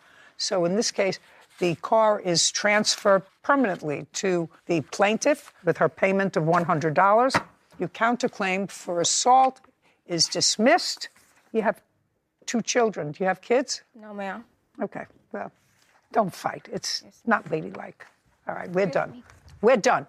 Court is adjourned. It was not a bad car. It is now because I don't know what she did to it, but it is not a bad car. But I'm just glad she got it back out my hands. I took good care of the vehicle. I got it fixed multiple times, spent almost $2,700 into getting the car fixed. It's just messed up, like drivable and everything. She told me that she reported it stolen since it was in her name, but she actually kept a spare key, and she came into my yard at like 3 a.m., I believe she said, and she just drove off with it while I was asleep. I guess because she's immature, and some people just do immature things. We're no longer friends. I think what we saw in there was 2 women square up, get into a fight. Obviously, no one wants to see it, a terrible result, but you play stupid games, you win stupid prizes, and the court is not going to step in and figure out what happened here. Yeah, you're right. You're right. People generally shouldn't fight. I always find it unnerving when I see women who were supposed to be triple process thinkers, all women, but especially somebody with 2 young kids. Take yourself out of harm's way. Don't put yourself in harm's way. But if you do, don't ask. You're right. Don't ask, of course, for your help. Absolutely. Thanks. They made a complaint to the police that you had threatened them with a gun. Correct. And you didn't see a firearm. He was telling me to get off of his property, screaming accusations. I turned and ran. He didn't have a firearm. Everything they've said is lies. You consciously lied to the police, and it could... Okay, so you walked over to the plaintiff's son's house and told him you had received an anonymous call that somebody was selling marijuana out of his house. No, that someone was purporting that he was selling marijuana out of his Who was selling? Donald John Sullivan. I understand that marijuana was being sold out of his son's house. Yes. Okay. And then what happened? We talked it over. After we talked it over, I returned back home. There was no issue at that point. You didn't go over there because there was an issue. I gather you went over there because you were his friend and you wanted to alert him. Yes, Your Honor. And then you went home. Come on, let him hear. And then from there, I had gone back inside and leashed up my dog and then noticed I was out of cigarettes. So I had called him and was like, hey, do you have any cigarettes? What do you mean you called whom? Donald John Sullivan, the So son. now you telephoned him? Yes. After having gone over there to have a discussion about the call? Yes. You telephoned him, you said, I'm out of cigarettes. So now this is 12 o'clock. Correct, Your Honor. Go ahead. From there, I went back over to retrieve a cigarette for myself, and this is where the incident occurred. There was Well, tell me what happened. After he had given me a cigarette, I went to return. Mr. Sullivan was at the corner of the house. Show me where. So at the corner of the house here is where Mr. Sullivan was postponed because I feel he knew the position. No, don't tell me what you feel. I don't care what you feel. You were between your house, right at the edge of where the plaintiff's son lives, and your house. So you went there to get a regular cigarette. Yes, Your Honor. Yeah. And is marijuana legal in your state, by the way? No. No. You went there to get a cigarette at midnight, and you claim that the plaintiff came out Yes, Your Honor. of his house, and what happened? I think you might have messed up the timeline there. The plaintiff didn't come out of his house. The plaintiff was already over here. When you came to get the cigarette, the plaintiff was there already? Yes. Okay, so you called, and the plaintiff was already there. You said you're coming for a cigarette. Yes, Your Honor. Beginning to think that somebody is peeing on my leg. Go ahead. And then... And this is at midnight? Yes, Your Honor. Keep going.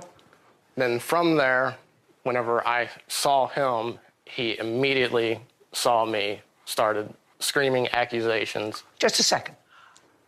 Come and step back here now for a moment. I want you to tell me what Mr. Sullivan said to you. He was telling me to get off of his property and get out of his house. Okay. And what did you say to him? I did not say anything back. I turned and ran. Okay, and? From there, I ran through our houses to the road there. Now you can go back. So I ran from here. Yes. Up through the middle of our house and our garage here, down the neighbor's driveway. Why'd you just go home? I didn't feel like I would be safe at home. Why? I don't own any firearms or anything to protect He didn't have a firearm. I know, that's where the police messed up with Just a second. The police didn't mess up. I want to know, you're running, but you ran past your house because you said you didn't have any firearms in your house. He didn't have a firearm, and you didn't see a firearm. No, Your Honor. So why would you worry about having a firearm in your house? How old are you? 32. How old is he? 74. Yeah. You understand I'm not buying your story. Okay. You do understand that I'm not buying your story. Back. Do you have a copy of the police report? Yes, Police I do. were called. The defendant, Mr. Callahan, acknowledges that he called the police. Mr. Crowcroft, you did not call the police. No, I wasn't awake. I wasn't awake. You did not call the police. Well, that's what this case is all about. Did you speak to the police? No.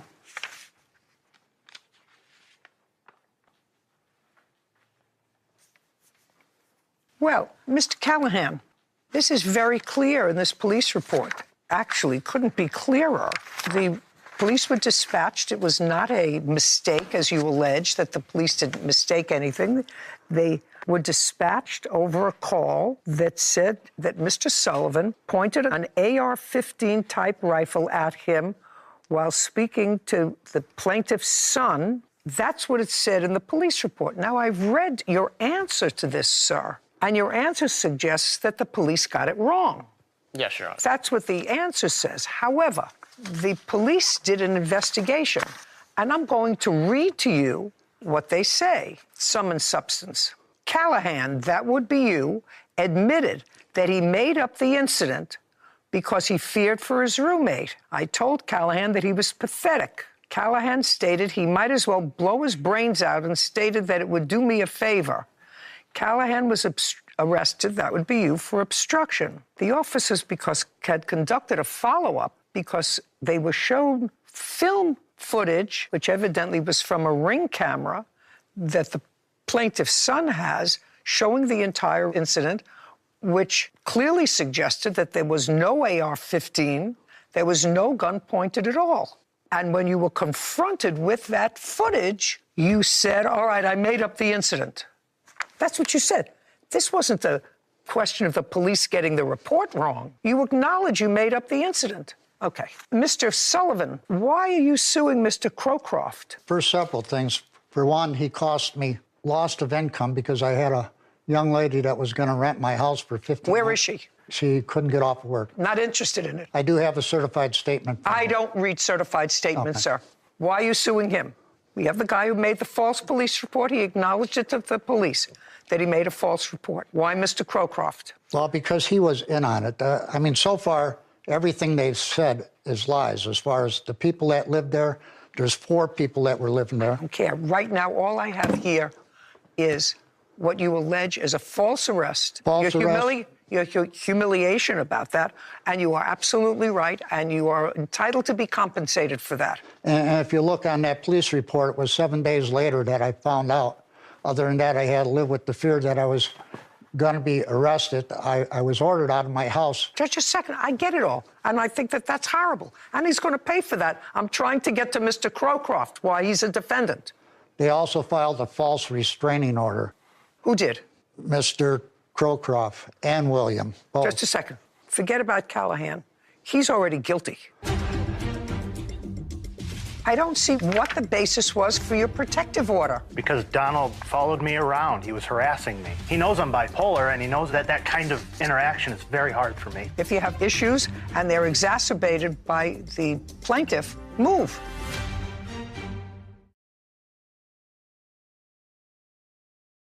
Now, your agreement with her is that she could use the car. Correct. Did you have an accident with the car? Don't look up at the sky. Look right here. Yes. I assume that your girlfriend did not like the... Have a seat, please. Hello, Judge. Case number 3025, Maurice Thompson versus Schulte. Thank you. You're welcome. Miss Ruiz, this is your boyfriend. Correct. How long have you been together with him? It's been on and off for about... Like 2.5 years, Your Honor. And you have a child together? We do. How old is that child? He turned 1 in January. Do you live together? We do. For 2.5 years? Most of the 2.5 years, correct. When it wasn't the most, were you living with Miss Schulte? No. When were you with Miss Schulte?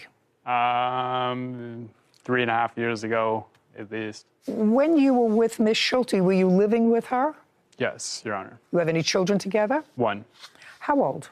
He will be 4 in August. Do you see him? Every week, or every other week. That going okay? Yep. Yep, it's not an answer. Sorry, yes, it's an Your answer. Honor. Very good. Okay, now, when you were with her 3.5 years ago, you had a car. Yes. And that car was a 2016 Jeep Renegade. Correct, Your Honor. In whose name was that car? The vehicle is in mine and Kendall's name. When was it put in your name and Kendall's name? At the time of purchase, it was... 2021. Yes, it was... Yeah, have it, please. Thank you.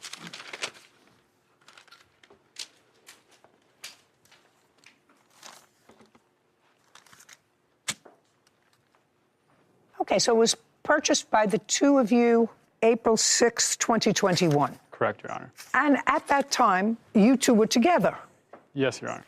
But then there came a time when you had a breakup. Yes, Your Honor. When was that? It was around December of 2021. And where did you go? I went back to move in with my parents. Did you take the Jeep with you? I did. Did you have another car, Miss Ruiz? I actually drove the Jeep for a while until... No, he said he took the car and went back to his parents. That was in December of 2021. What I'm asking you is, in December of 2021, did you have another car? I got a new vehicle, yes. In December of 2021, when he left. So it was agreed between the two of you that he would take the car, even though it was in both your names? Yes. Okay. Who was making payments on the car? I was, Your Honor. So that was the agreement. He would take the car, he would make the payments, you would get another car. Yes. Great. And then you moved back with your parents.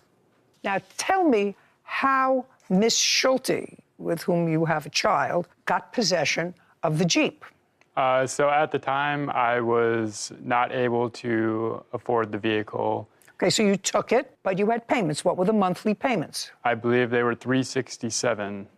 So how did it come into Miss Schulte's possession? I did not need the vehicle, as I had another car at the time, and she was in need of a new vehicle. So I offered her the deal that if she were able to put the vehicle in her name and keep insurance on it, that she was able to have the vehicle, but she did not follow any of the rules for the agreement.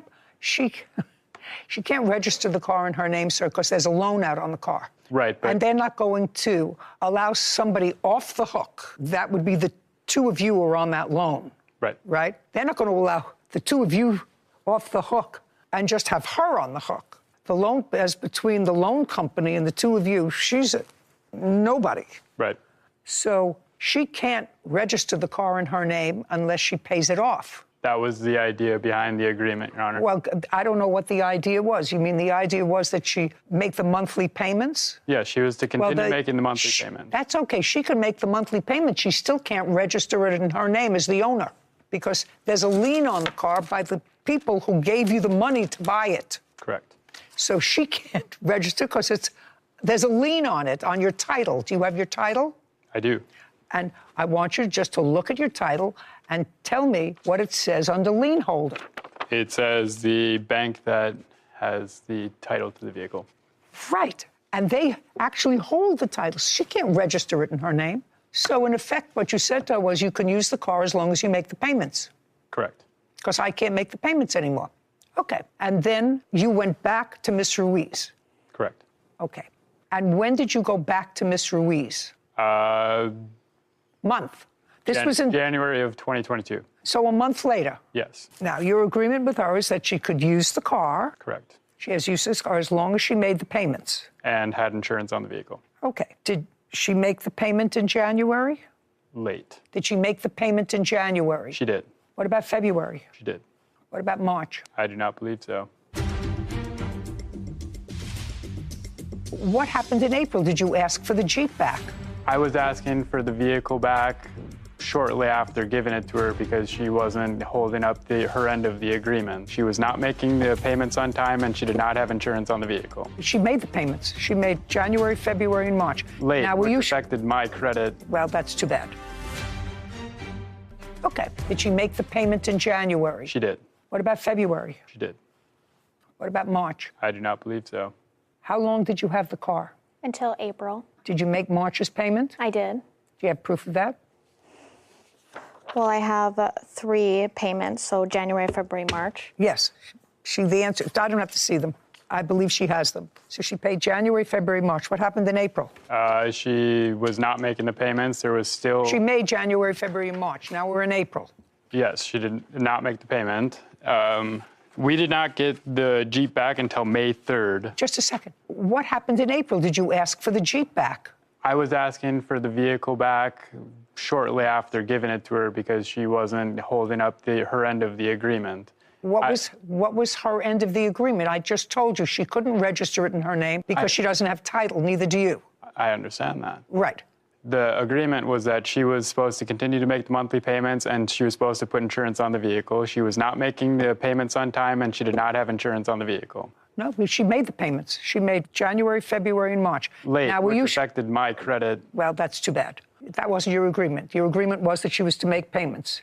There was nothing you agreed that she had to make the payments on time. I assume that your girlfriend, Miss Ruiz, did not like the fact that your old girlfriend had the car that was titled partially in her name. I want you to answer that question, sir. It's a very easy question. You don't have to be a soothsayer and you don't have to have an advanced degree in psychology to know that your current girlfriend and the mother of your child, of your new baby, doesn't like the fact that you gave a car that's in her name to your old girlfriend with who you have a child. You don't have to be a genius to figure that out, right? You're right. Oh, right. So old girlfriend didn't like the agreement, but you had made an agreement with her. Now, did you have insurance on the car, and was that part of your agreement? Don't look up at the sky. Look right here. It was, yes. Yes. Did you have insurance on the car?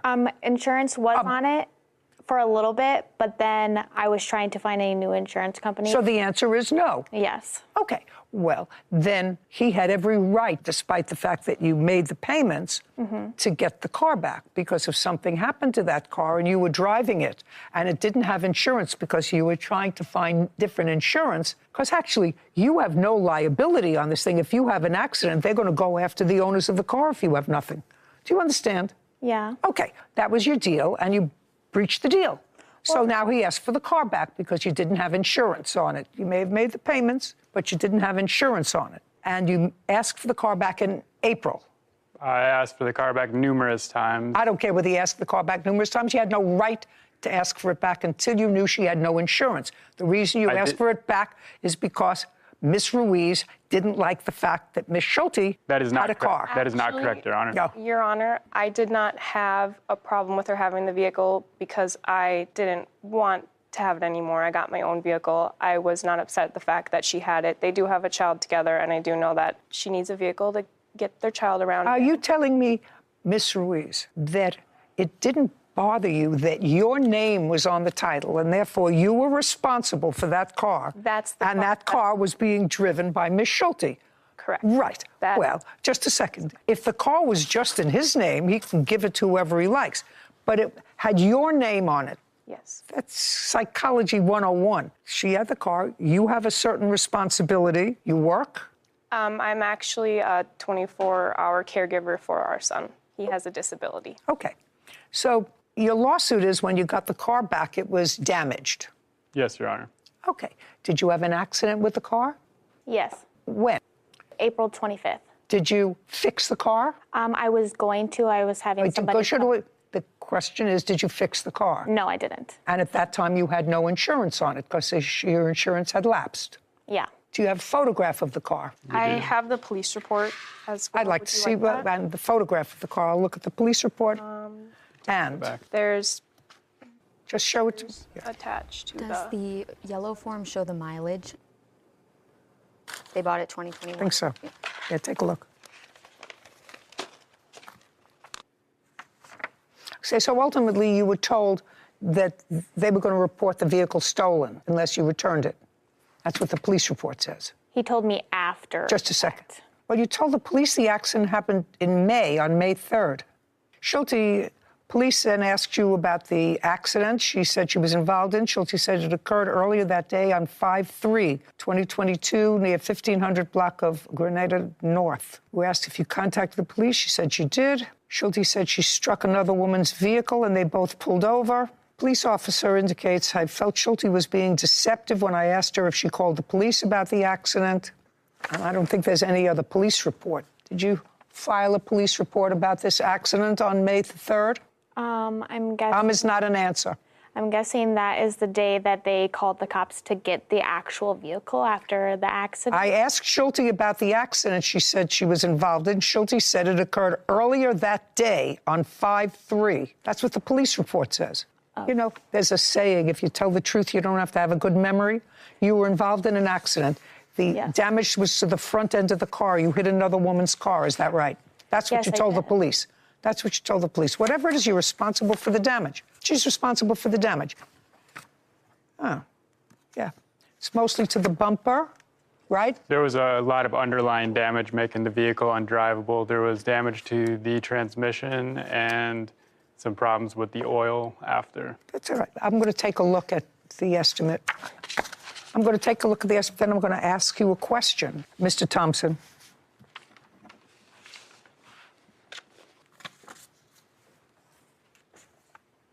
Take a look and see what the car? Yeah. I'm using an 80,000 mile valuation. I don't know how many miles were on it. It wasn't on the form, but it's 10 to 12,000 for a trade-in value based on the 80,000 mile valuation on it in good condition. Now, you signed an agreement with your lender that until this car is paid off, that you would maintain insurance on it. Correct. Did you?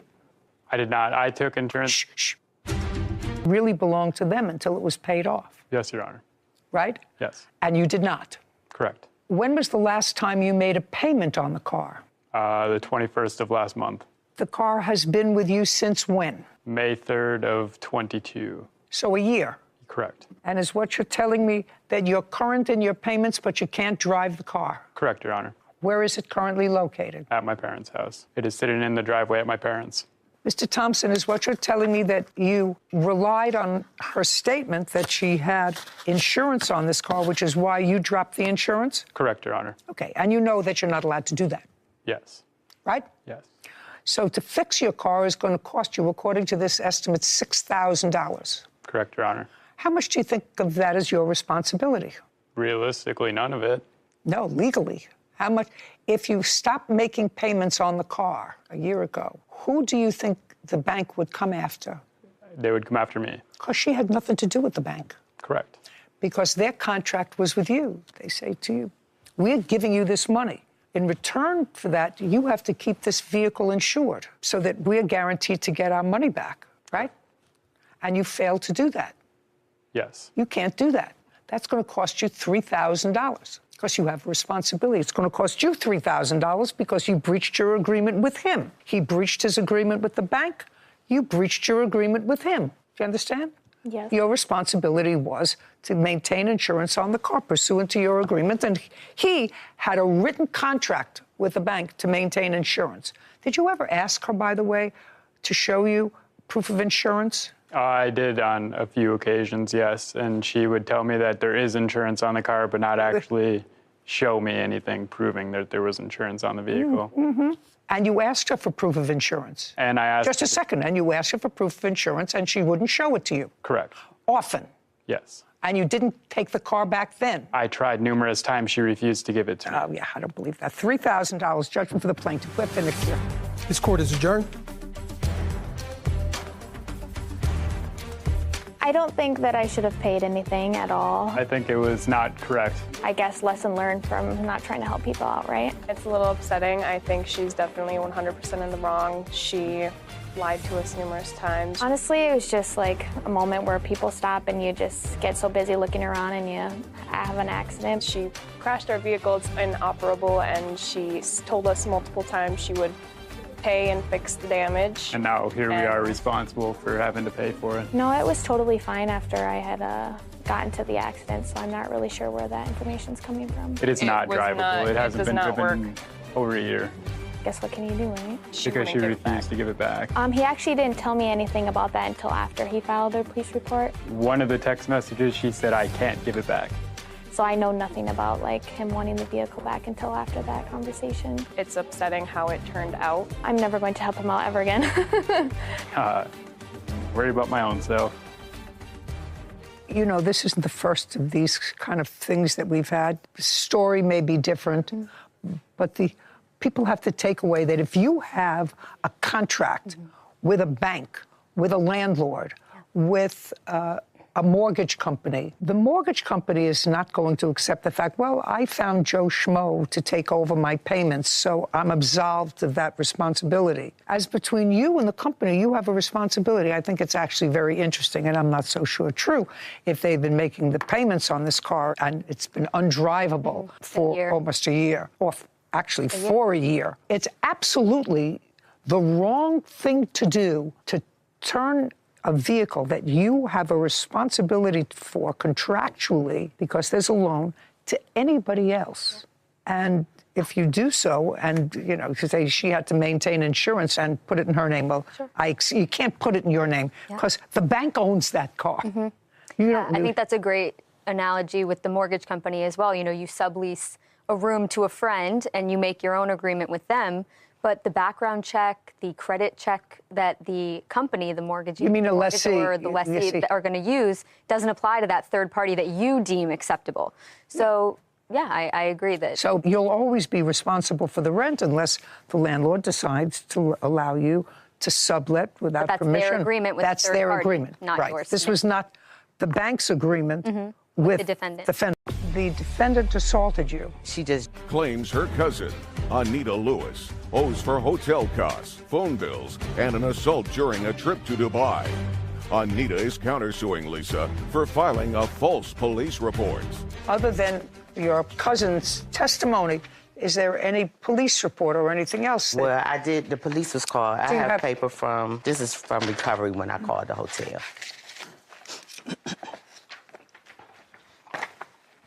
Thank you. Okay, this is from the hotel. It says, allow me to inform you that I witnessed the incident, was the one who called the police as per your request. Well, he didn't, this person did not witness the incident. No, he did not. He Okay. just called the police. Okay, well, so that the police were called. Yes. Okay, and you have no photographs or anything else of I this did not scratch take on your face? pictures. No, Okay. I did not, Your Honor. When you did not go back to the room that she was in, you were given another room? Yes. With whom? By myself. Were you charged for that room? Yes, ma'am. Let me see.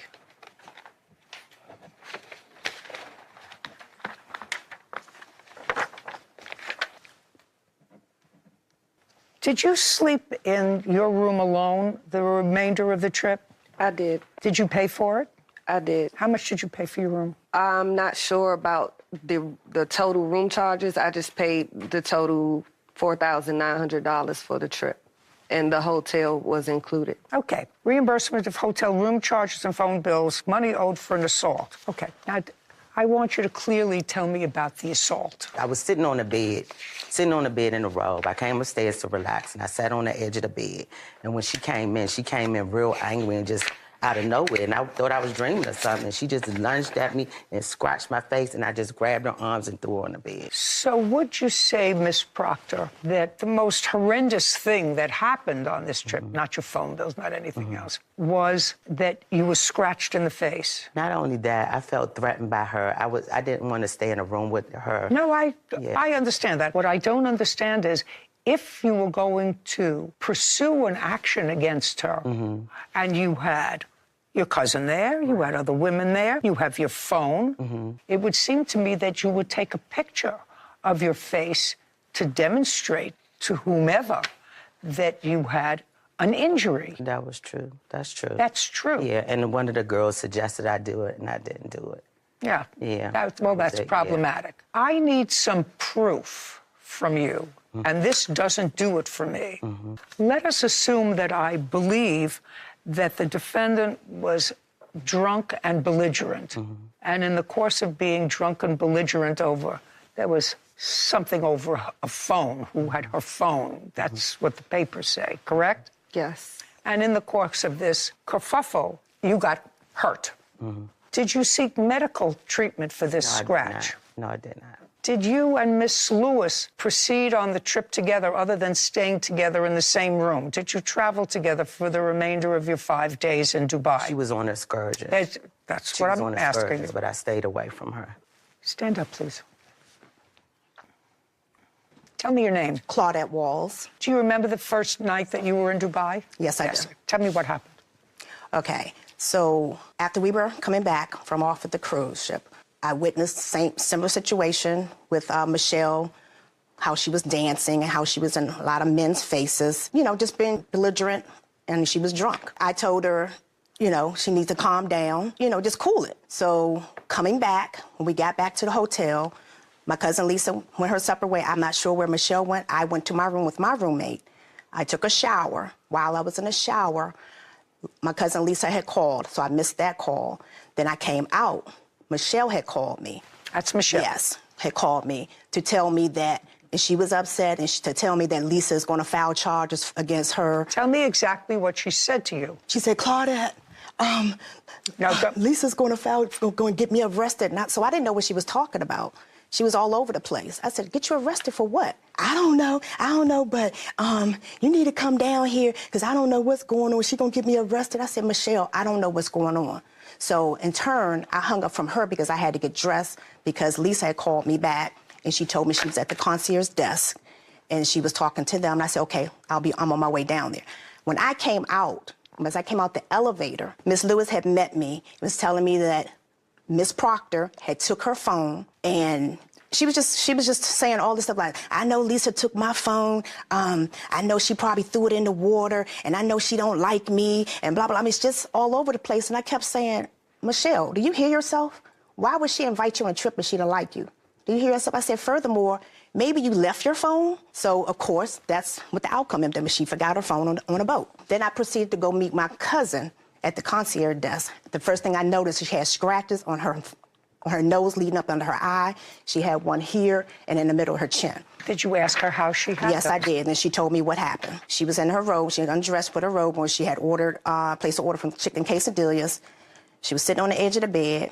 All of a sudden, Michelle came in the room, and she just was like belligerent and fussing and everything, and then she just stormed at her and attacked her in her face. And then she told me that then she started saying all these crazy things about you crazy, you stink, you ugly, and I got better clothes than you, and just crazy stuff. So then my cousin said, you know what? I'm not going to fight her. Well, she told me she had grabbed her by her wrist and threw her back on the bed. And then from there, she proceeded on packing her clothes. She got dressed and packing everything because she said she was scared and she couldn't stay there in the room with her anymore. Okay, let's hear your version. Do you remember what happened? I absolutely do. It would be a fair statement that you had a sufficient amount of alcohol that night on the boat. Your Honor, on the boat, I had 2 beers and 1 drink. So when we went on the yacht, I left to go to the bathroom. There was a line. When I came back upstairs, Lisa was telling me, we have to get off the boat. We have to get off the boat right now.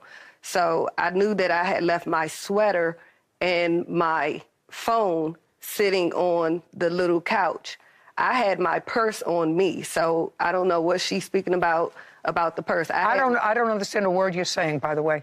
I had my purse on me. No, I don't understand where we're at. So the plaintiff didn't have your phone? No. You left your phone on the boat? The phone got left on the boat. You left your phone on the boat? Yes. Is countersuing, claiming Lisa filed a false police report. Okay, you got on the boat, you went to the bathroom. We were on the boat. We were on the boat for a while. What time? Okay, so now you're on the boat for a while. How long was the wait? You get on the boat, the boat leaves the dock. 4 hours. So you had been on the boat for 4 hours. Mm-hmm. And what you're telling me is in that 4 hours, you had 2 beers and 1 drink. Yes.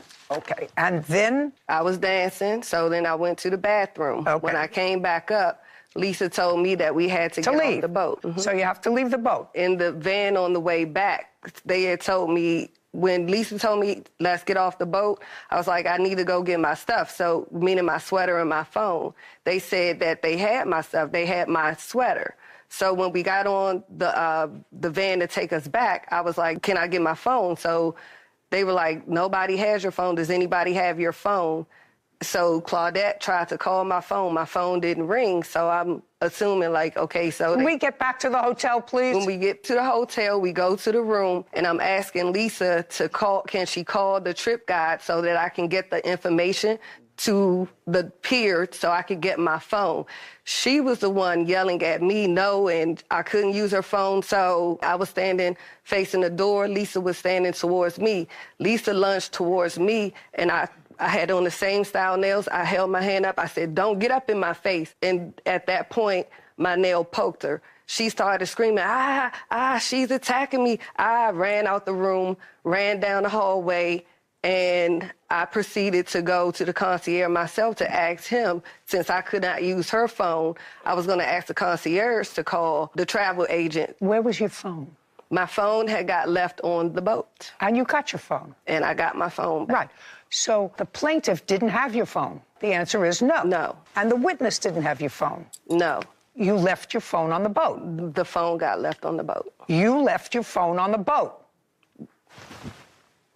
Yes. Have you ever had any arguments or any issues with Claudette? Never. Never. Did you know her before the trip? Yes. If I were to ask Claudette whether or not she saw any scratch marks on Miss Proctor's face, what do you think she would say? She's going to... No, look at me. Say yes, but I have pictures of her from days after. 1 day, 2 days after this Yeah. incident, that I'm anxious to see them. I have the pictures I want to in see my it on your phone. Okay, so that was New Year's Eve. That was New Year's Eve, so that is, this happened on the 28th. The 29th. So you're talking about 2 days later? Yes. Okay, I'd like to see it. And even days after that, I have pictures of her. Okay. Now, would you please ask the plaintiff to show me in this picture where the scratches are on her face? You're not going to be able to see in this picture because this was days later and it's foggy. They were light scratches. So you can't see it? No, no. And you had an opportunity to take Yes, I pictures did, Your that Honor. day so that you would preserve this action in the event that you wanted to sue her for that assault. And you chose not to do that. You had your cell phone? Yes, I did. Which has photographic capacity. Yes. You did not take a picture of her face. No, I didn't. Right. So the only thing that I have is the plaintiff telling me that she was scratched. And the only photograph that I have does not display any scratch on her face. Would that be a fair statement? Yes, that's fair. Okie dokie. I'm not going to award you any money for that. If she scratched your face, certainly if I had evidence of that, that I would entertain. I have no evidence of that. And you had the ability to preserve that evidence. You chose not to do it. You could have done it in a mirror. And your witness chose not to do that, to take a photograph of you. Okay. You have a counterclaim. Yes. And your counterclaim is for filing a false report. Yes. She says you scratched her in the face. And I didn't scratch her. Well, I don't know whether you did or you didn't. The fact that the police came and the fact that I have something that there was an incident at the hotel, and I have this from the hotel, I can't find that she did something to you maliciously. That's not harassment and filing a false police report. She says that you attacked her and that you were drunk. And when they realized that she wasn't telling the truth, that's when they left. If they had thought in Dubai that I had assaulted her, I would have been locked up. No, that's not what the report says, actually. The report says that they declined to open a case. That doesn't say you didn't do it. I never your counterclaim is dismissed. It has no merit whatsoever. The only thing that I have to consider is whether or not these charges for your hotel room were reasonable charges in addition to what you already paid, and whether or not, because of her conduct, you absorbed $2,673 in hotel room over and above. Just a second, over and above what you had already paid. Exactly. Do you have anything whatsoever, Miss Lewis, to tell me that contradicts that statement? You can sit down. Do you have any proof that she did not pay an additional $2,600? No, I don't know what she did after. Very good. Okay. I'm satisfied that there was a kerfuffle, and I'm satisfied that you were drunk, and I'm satisfied that as a result of that, she had to absorb $2,673 for an additional hotel room. Judgment for the plaintiff. We're finished. Thank you very much. Your Honor. This court is adjourned. I don't think it's fair. I want my money back for getting a room, so I'm happy with that. Their whole story they corroborated was a lie together. She lied about everything. She lied about attacking me. She lied about the police. And the only reason why I didn't press charges is because I didn't want her locked up in the Dubai. She may have still been there now. I wish Judge Judy would have understood that they weren't telling the truth. Some people just can't hold their liquor. Thank you, Judge Judy. You know what I'm not understanding? I understand girls' trips away. I don't understand taking a 14-hour plane ride one way and drinking to the extent that you're not able to absorb all this wonderful new stuff around you that you will probably never see again. Yeah. It just sounds ludicrous. I mean, you want to drink? Great. Stay home. Stay home, go to a local bar, go away for a weekend, take a half-hour truck. But to travel 28 hours, spend a fortune on plane tickets, stay in a nice hotel, and proceed to get so buzzed that you do things that are probably so out of character for you. It's just, to me, I don't understand it. Especially in a place where you don't know the customs, the rules, the decorum of the place that you're visiting could really land you in some trouble. Could have landed her in a lot of trouble. She would not have liked the jail in Dubai. yeah. Guaranteed. Anyway, I don't understand going to a foreign country that you probably never visit before and not maintaining a level of sobriety so you can enjoy every second. I agree. Just seems stupid, and I thought women were smarter. Have you been cheated? Go to judyjustice.tv. I want you to understand that I believe that you didn't put in a kennel for the dogs until April of 2023. You hear me? Yeah. Okie dokie. Okay. When was the next one? The next is so many, Your Honor. Oh, that's okay. I'm telling you, you were still there and you didn't put in a kennel until April of 2023. You were in violation of your lease for a very long time. Yeah. Yeah. You were in violation of your lease for a very long time. Because I wouldn't like to live next door to you with 2 pit bulls roaming around the backyard. Right. Anything else? Not with the eviction. Great. So your next cause of action is slander, defamation of character. Tell me what that was. She made a few Facebook posts using my name. In what way? Saying how much I owed in rent, saying that I was unable to pay it. And then there's another one where she said that I tore her house up. That's what she's counterclaiming for. Yeah. So far, none of that is slanderous. Yeah, she lets her animals tear up the property. Miss Bell? Yes, ma'am. She says back here in August of this year, she lies about it, but fails to inform the magistrate landlord she lets her animals tear up the property. But does she want repairs done? No. Why, you say? She engineers lies on Facebook to justify her actions and not giving me access to the property so it can look like I'm not doing the repairs. What she put on Facebook? Yeah, I know it's what you put on Facebook. Your case is dismissed. All right, so we're finished with you.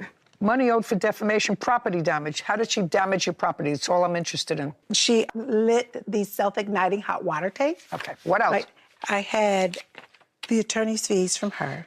What attorney's fees? The For attorney's fees about this case. They were $875. For what?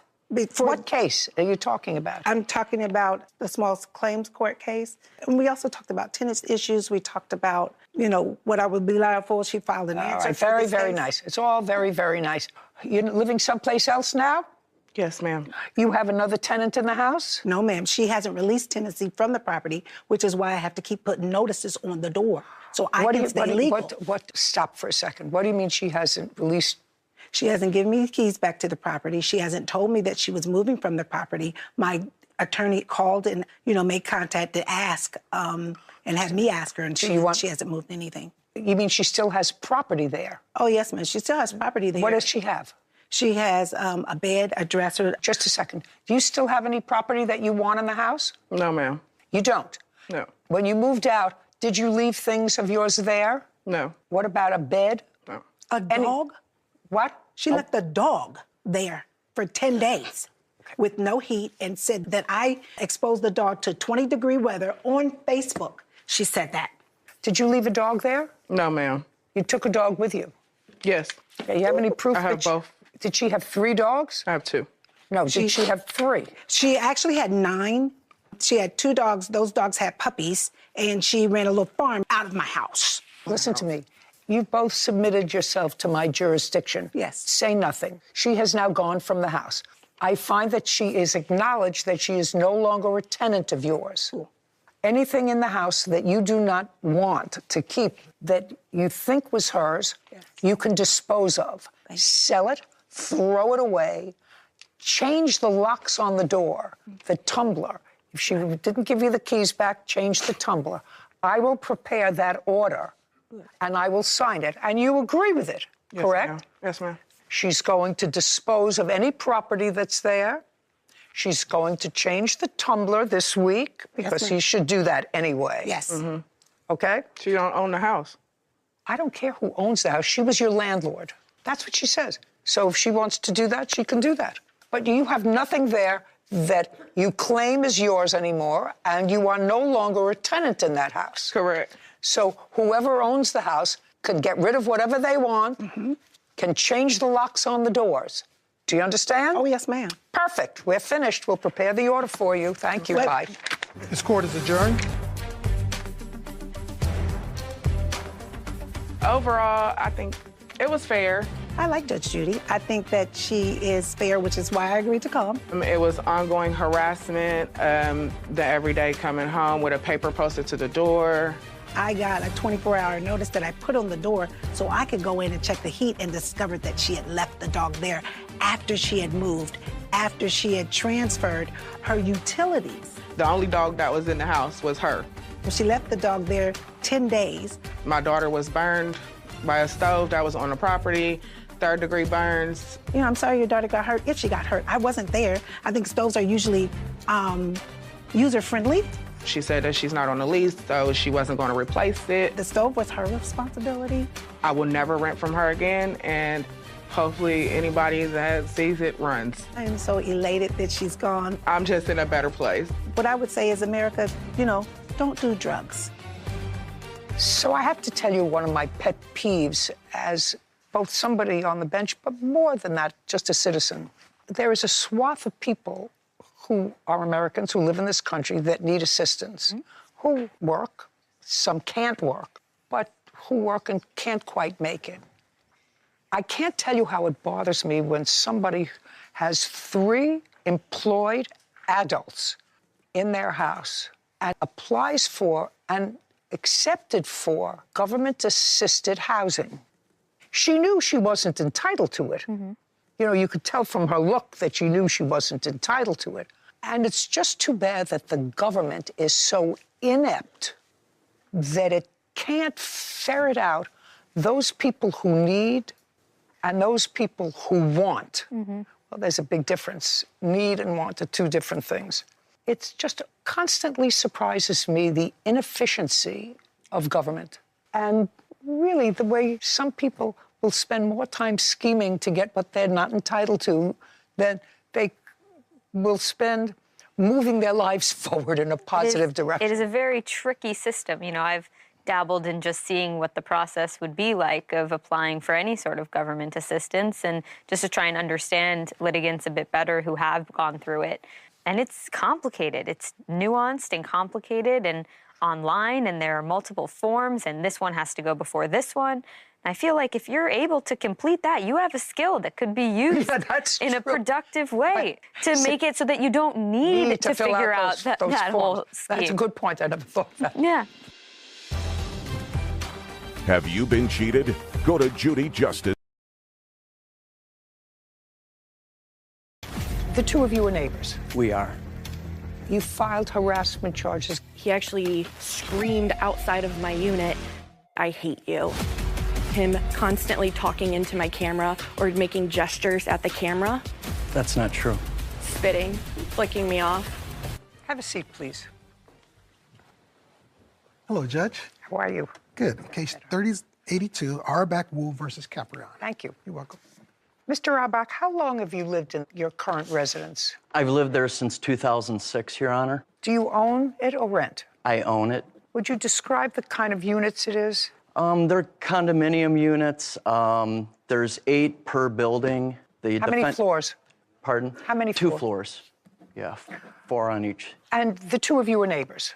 We are. You live on the same floor? She lives in a separate building, but we're both on the 2nd floor. Can you see her apartment from your apartment? No, I can only see her door when I leave my apartment. I can't see her at all. How far apart are the buildings? 17 feet. When did you purchase your condominium? July of 2019. So you would live there more than a decade before the defendant moved in? That's correct, Your Honor. Ever had any difficulty before? Never. Okay. It is your claim, Mr. Arbach, that the defendant, since she moved in, has embarked upon a course of conduct that can only be described, if this is true, serious harassment that has forced you to retain lawyers, that has potentially impacted on your business. You are, I see, a registered pharmacist. That is correct, Your Honor. So I'd like you to tell me, sir, when the problem first started with the defendant. Well, to my knowledge, it started for me May 26, 2022, when a police officer showed up at my house. Just a second.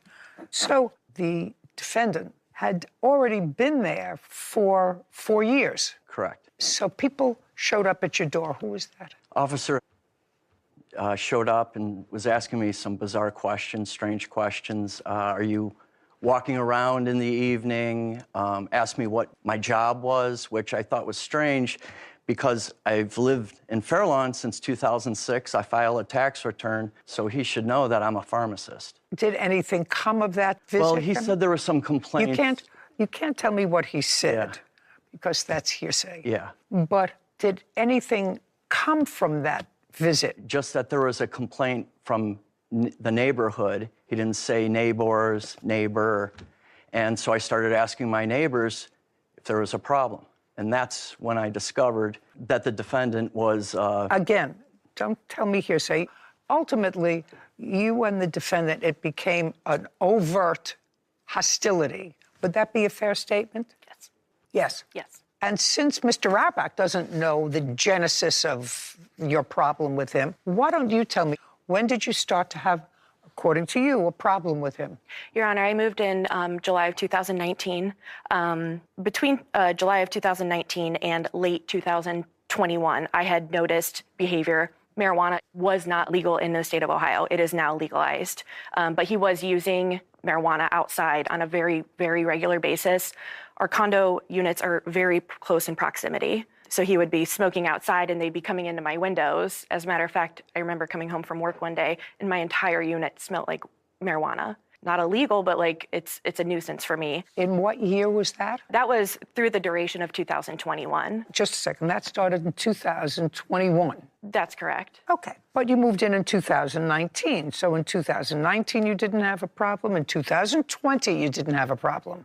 I had seen him using during those times. But well, right now, marijuana use is legal. It's not illegal. Not illegal, and according to you, you could only see him outside. Right in front of my windows. It was in front of your windows, which, according to you, impacted inside your apartment on occasion. You smelled it inside your apartment. So what did you do? So late 2021, I had acquired these issues with Mr. Auerbach. Now, what issues did you acquire with him? So far, you smelled marijuana. What did you do as a result of seeing Mr. Auerbach smoke marijuana or smell it in your apartment when you came home? What did you do? Late 2021, I overheard Mr. Auerbach and his former girlfriend arguing very extremely. They had actually left their door wide open, and I heard this woman screaming. And knowing that he had been... Screaming? Just a second. Screaming what? Just fighting. She wasn't screaming, ah! She was screaming at him. That's correct. He was screaming at her. That's correct. Okay, you didn't hear her screaming. You heard two people having a fight. I heard her say... You heard two people having a fight. Yes. So what did you do? I called the police. Okay. Do you recall what it is that you said to the police? I told the police that there was a disturbing fight happening in front of my unit, and it seemed to be violent. And I was just worried for that girl. And I remember what she was saying, but I don't know if that's appropriate to say here. After reporting his drug use to the police, I'd like to know what she was saying. I'm not accepting it for the truth of whether or not she actually said it, but I'd like to hear what you tell me you heard or what you tell me you relayed to the police. Sure. She had said that he was a predator, was her word, and that he had created a fake Facebook profile to hit on her friend, is the words that I heard from his former girlfriend. So it was a domestic fight. So that's not screaming. According to you, that's factual. She wasn't screaming, get off me, you're hurting me. They were having a fight about a Facebook page he created that she didn't like. So now you interjected yourself by calling the police, and you were frightened for the girl. So far, she sounds as if she can protect herself, based upon what you tell me. So you called the police. And do you remember when that was? That was October of 2021. That's not true. Say nothing. When did the problem start that you refer to in your answer about the parking spaces in front of your condo? Yes, so on February 6th of 2022, again, I called the police because of Mr. Auerbach's behavior. No. You called the police because you heard, saw what? This was when foreign guests were coming into and out of his home multiple hours throughout the day and the night. I had known that he was a pharmacist just through the talk of the neighborhood. But well, it's not the talk of the neighborhood unless you're talking or listening.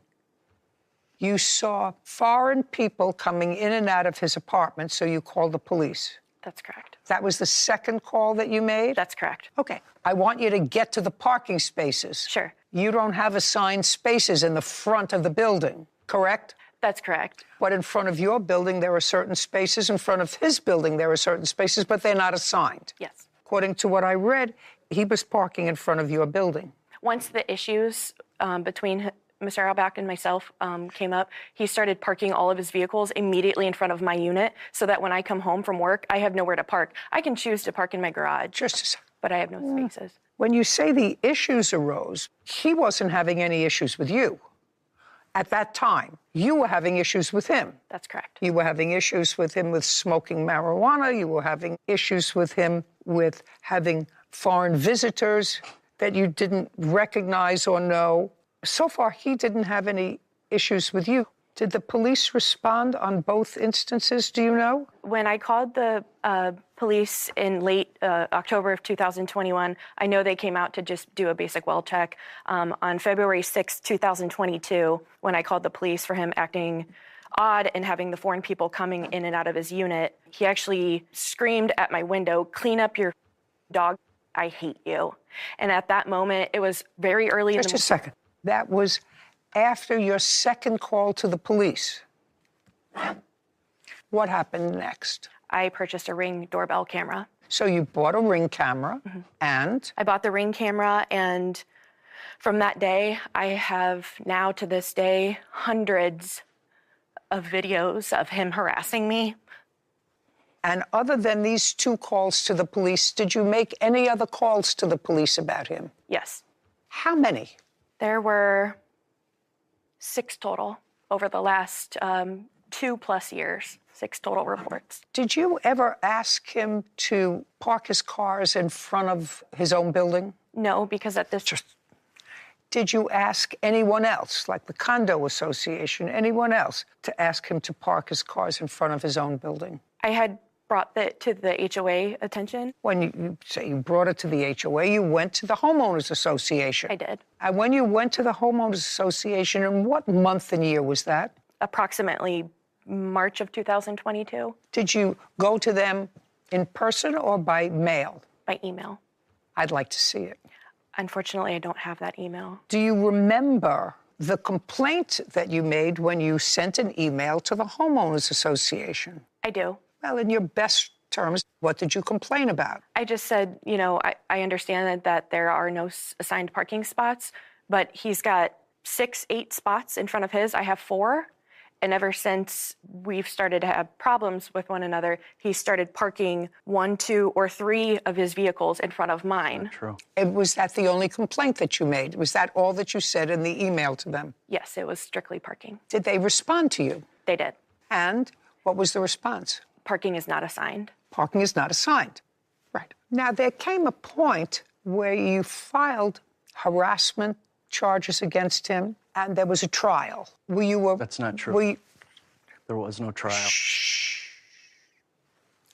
You filed harassment charges against. Were you arrested, sir? No, I was cited, though. Okay. I stopped at my house. And did you both appear at some sort of a hearing with regard to that? Yes. When was that?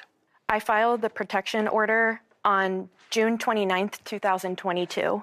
And you served him. Do you have a copy of that complaint? I do. I'd like to take a look at it.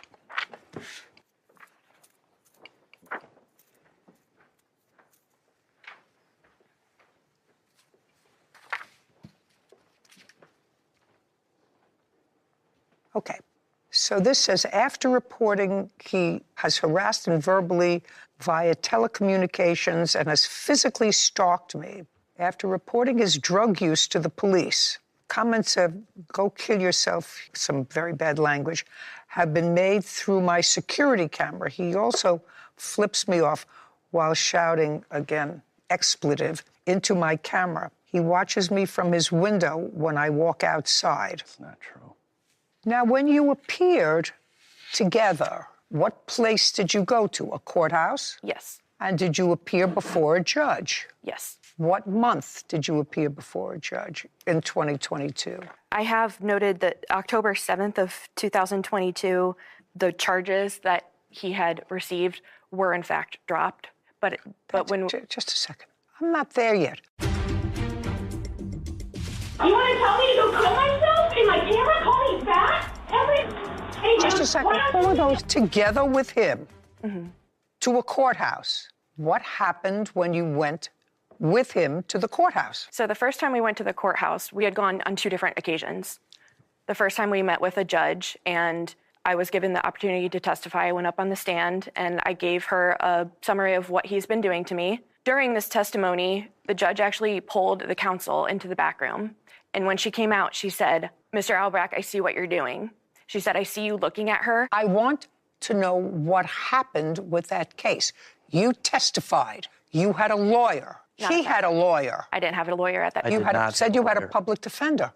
Right, a public defender. I hadn't hired. Just a second. A public defender is a lawyer.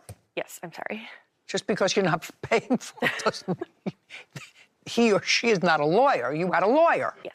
And after you testified, what happened? The hearing was continued. To another day. That's correct. And what happened on the next date, which was when? The next date was October 7th of 2022. Okay, and what happened on that date? So my public defender was there. We just waited, and she came over to me and said that the case was dismissed. I never saw anybody or talked to anybody. A second. You came back the next time, and your case was dismissed. Yes. So do you have a decision with regard to that? Do you have a decision with regard to that? I'm just curious as to what happened. Well, there was actually 7 court dates that I attended. Those first few were arraignments. Does anybody have any written document with regard to what happened at that hearing? I have the court details right here with the dismissed. Well, all it says is dismissed. I don't know. Well, it's the whole court detail. Just a second. It'll illuminate on all the court dates that she's forgotten about. Mr. Albach.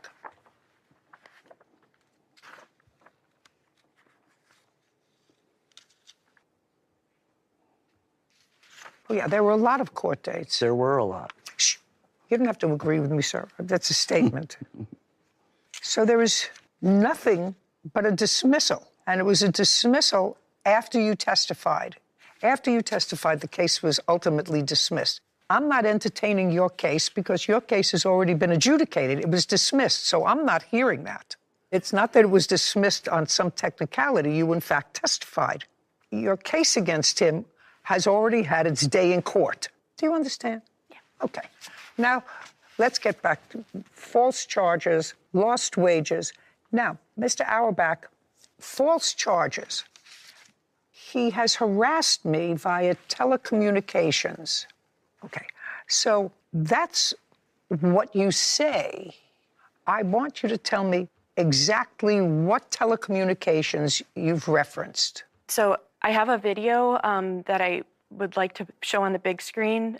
If you would... Just a second. Is that the telecommunications that you're talking about? Yes. So on the Ring camera, him constantly talking into my camera or making gestures at the camera of my home. And that was after you called the police several times on the defendant, who was never arrested as a result of any of those complaints. No charges ever filed against him. And then you put a Ring camera in because he said something about cleaning up after your dog. That frightened you. I must admit, I am less than ladylike. I think when I see somebody who's failing to pick up after their dog. As far as I'm concerned, it should be a felony, punishable by 15 to life. I've never not picked up. I have a little Shih Tzu, and I'm just telling you. Lots of Shih Tzu.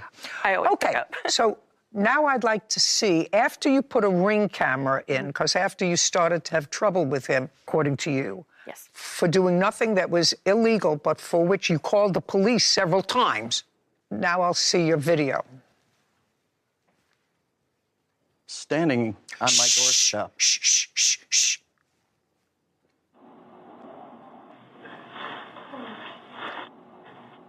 Flicking me off, spitting, flicking me off.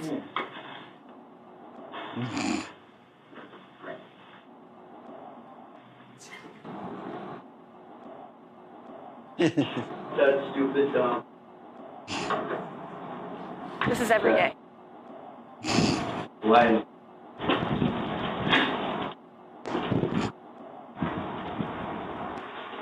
Oh, thankful, grateful, blessed. Yeah, we'll see about that. I'm gonna be paying you. Get shot. Get shot. You talked to my daughter. When he attacked my dad. I never talked to her before. Talk to me. Get him. Talk to me. No. No, man to man. Get back, you get back! Man to man. You want to tell me to go kill myself? And my camera call me fat? Every day. Just a second. Who are those people?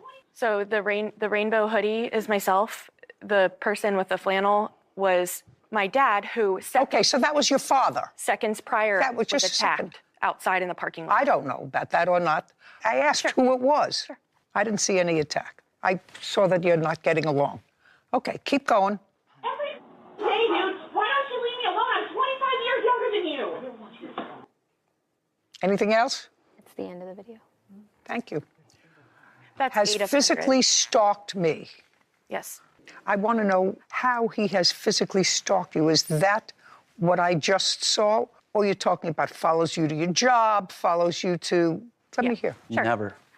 So I have a little Shih Tzu that I walk around my neighborhood. And when I'm walking her, he has gotten into his Camaro, came up right next to us, puts it in neutral, and rums his engine at me as I'm walking my dog, me minding my business, looking straight. I don't say anything back. I just keep going till I get home to my house How many safely. How many times had you called the police on him? Because, you see, you hadn't had any trouble with him, which is what I'm having a problem wrapping. You sold a car to the defendant. Yes, ma'am. What she is doing is she is manipulating the contract. You signed the documents. You knew now what you were buying. The contract that I signed was trash, was garbage. That's your problem. No, ma'am, it's Your not. problem. I'm telling you, it's your problem. Oh, my goodness. This is Judy Justice. For the cost of car parts, claiming it was a defective vehicle. You took possession of the Saturn Vue. I know you took possession of Yes, it because I did. he drove it to work. I understand Just a second. So I want you to not waste my time anymore telling me that there was a bait and switch. What I'm telling you is that when I had the Saturn Vue, I took the Saturn Vue to Walmart to get the alignment and the tire. I found out that the car was a junk car. She came to my house. Within that evening, when we did this contract, it was for the Chevy Impala because the car had needed a whole lot of work. Let me explain something to you, Ms. Walls. This contract what I want to explain to you is this. This case is don't raise your hand. Okay. This case is very long and it's got a lot of little tentacles. However, if what you're saying to me is you never felt as if you had bought this car because you were tricked into buying it, right? Is that, just a second, that it was never yours? No, that's not what I'm saying, Ms. Well, then don't waste my time with all this. Only thing I'm saying is this contract was not about the Saturn Vue. That's all I'm saying. That's all I'm saying. Fine. Let's put this away. This is dated September 21st. On September 21st, did you take possession of the Saturn? That's my question, very carefully. On what date did you take possession of the Saturn? On the 23rd. 2 days later. Yes. Just a second. 2 days later, okay? And when you took possession of the Saturn, the very next thing that you did with was go to the Department of Motor Vehicles. Yes. Both of you went to the Department of Motor Vehicles because this title to the car says that it's in your name. Yes. This is in your I'm name, not so you disputing it. just pay attention. Okay. You have to be there for it to be in your name. You're there, that, Miss Judy. and it says additional owners because there was still money owed on the car. Was the plaintiff? Do you see? The title was never in her name. It doesn't. And what I'm trying to explain to you is when we went there, on the title, it said $100 was owed for the Saturn View. I don't care what kind of scam the two of you are pulling on the tax department. I don't want you to think that I'm stupid. No, ma'am. You went there with her, took possession of the Saturn, went with her to motor vehicles, signed the documents which would indicate you're the owner of the Saturn, and that was done. The date issued was the 28th of September. My next question to you, Miss Walls, is on the 23rd, when you got the Saturn. I didn't get the Saturn on the... I'm sorry, I'm confused. I made a mistake. I apologize to the court. Because the same day, I took the car to Walmart. The same day, we came back to... She met me at my apartment. We sat on the balcony and did this contract for the Chevy. I don't care about the Chevy anymore. Okay, all right. I don't care about the Chevy anymore. Yes, ma'am, all right. Don't say that name. All right. Okay. You told me, Miss Walls, I did that tell you this contract was written on the 21st. I was mistaken. No, it was written on the 21st. No, it wasn't. It wasn't. I promise you, it wasn't. Well, show me a different document that says something other than the 21st. My proof is that when the same day the car was bought was the same day we went to the DMV to get the tag. On the same day that we went to get the tag, that was the day of me taking ownership of the Saturn View, which is on the 28th. I could read back to you what you said before. You said it was 2 days later that you switched. I made a mistake. It was 2 days later that you switched from the Impala, which I said I'd never say again, to the View. You said 3 days later. No, okay, then let's get back. I was mistaken. Just a second. Don't clear anything up for me. I'm going to get a timeline. Put your hand down. How did you get to the Department of Motor Vehicles? We drove the Saturn View. Okay. The two of you drove the Saturn... On the 28th. Yes, it was the 28th. The day of the purchase of the Saturn View. Just a second. The two of you drove the Saturn View on the 28th to the Department of Motor Vehicles. And now, don't speak. The two of you didn't drive. One of you drove, and one of you was the passenger. Who drove? I think she drove. She drove. Okay. Where was the car parked on the 28th? On the 28th? Well, just a second. Go ahead. I can see it's slippery. Where was the car parked on the 28th? Your Honor, can I go back a little bit, please? No.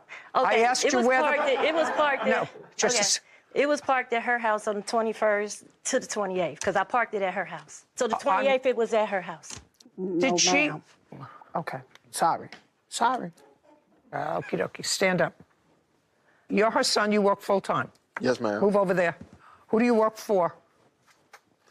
At the time, I was working for Caterpillar. Where are they located? Lafayette, Indiana. And how far was that from your mother's house? 10 minutes away. And you were living with your mother? Yes, ma'am. How many times did you drive the Saturn to work? How many days? 2 weeks. From when to when? From Well, let me put it to September. you this. When did your job end? My job ended October 30th. And what was the first day you drove this car to work? October 1st. You never drove the car to work before that? No, ma'am, I have not. How were you getting to work before that? Uber, sometimes Lyft. Now, your mother had this car at her house. Why didn't you take this car before? Because they were rationing out their agreement upon the car. I was told that the car needed to be worked on. That way I couldn't use it because it was undrivable. Okay. And you did, in fact, drive it on October 1st. Yes, ma'am. So if it was undrivable before October 1st, someone made it drivable. Yes, ma'am. Okay. And at some point, the car was taken to a mechanic. Yes, ma'am. That was before October 1st, because you drove the car October 1st. Yes, ma'am. Right? Okay. And how long did the car stay in the mechanic? It couldn't have been no more than 2 days because I drove it on October 3rd. But when I drove it to work on October 3rd. October 1st, you drove it. Yes, was ma'am. the first day that you said you drove the car. Yes, ma'am. That was the first day. Okay. I look at what you swore to at What the I department. swore No, to? speak not. This is what your son was driving.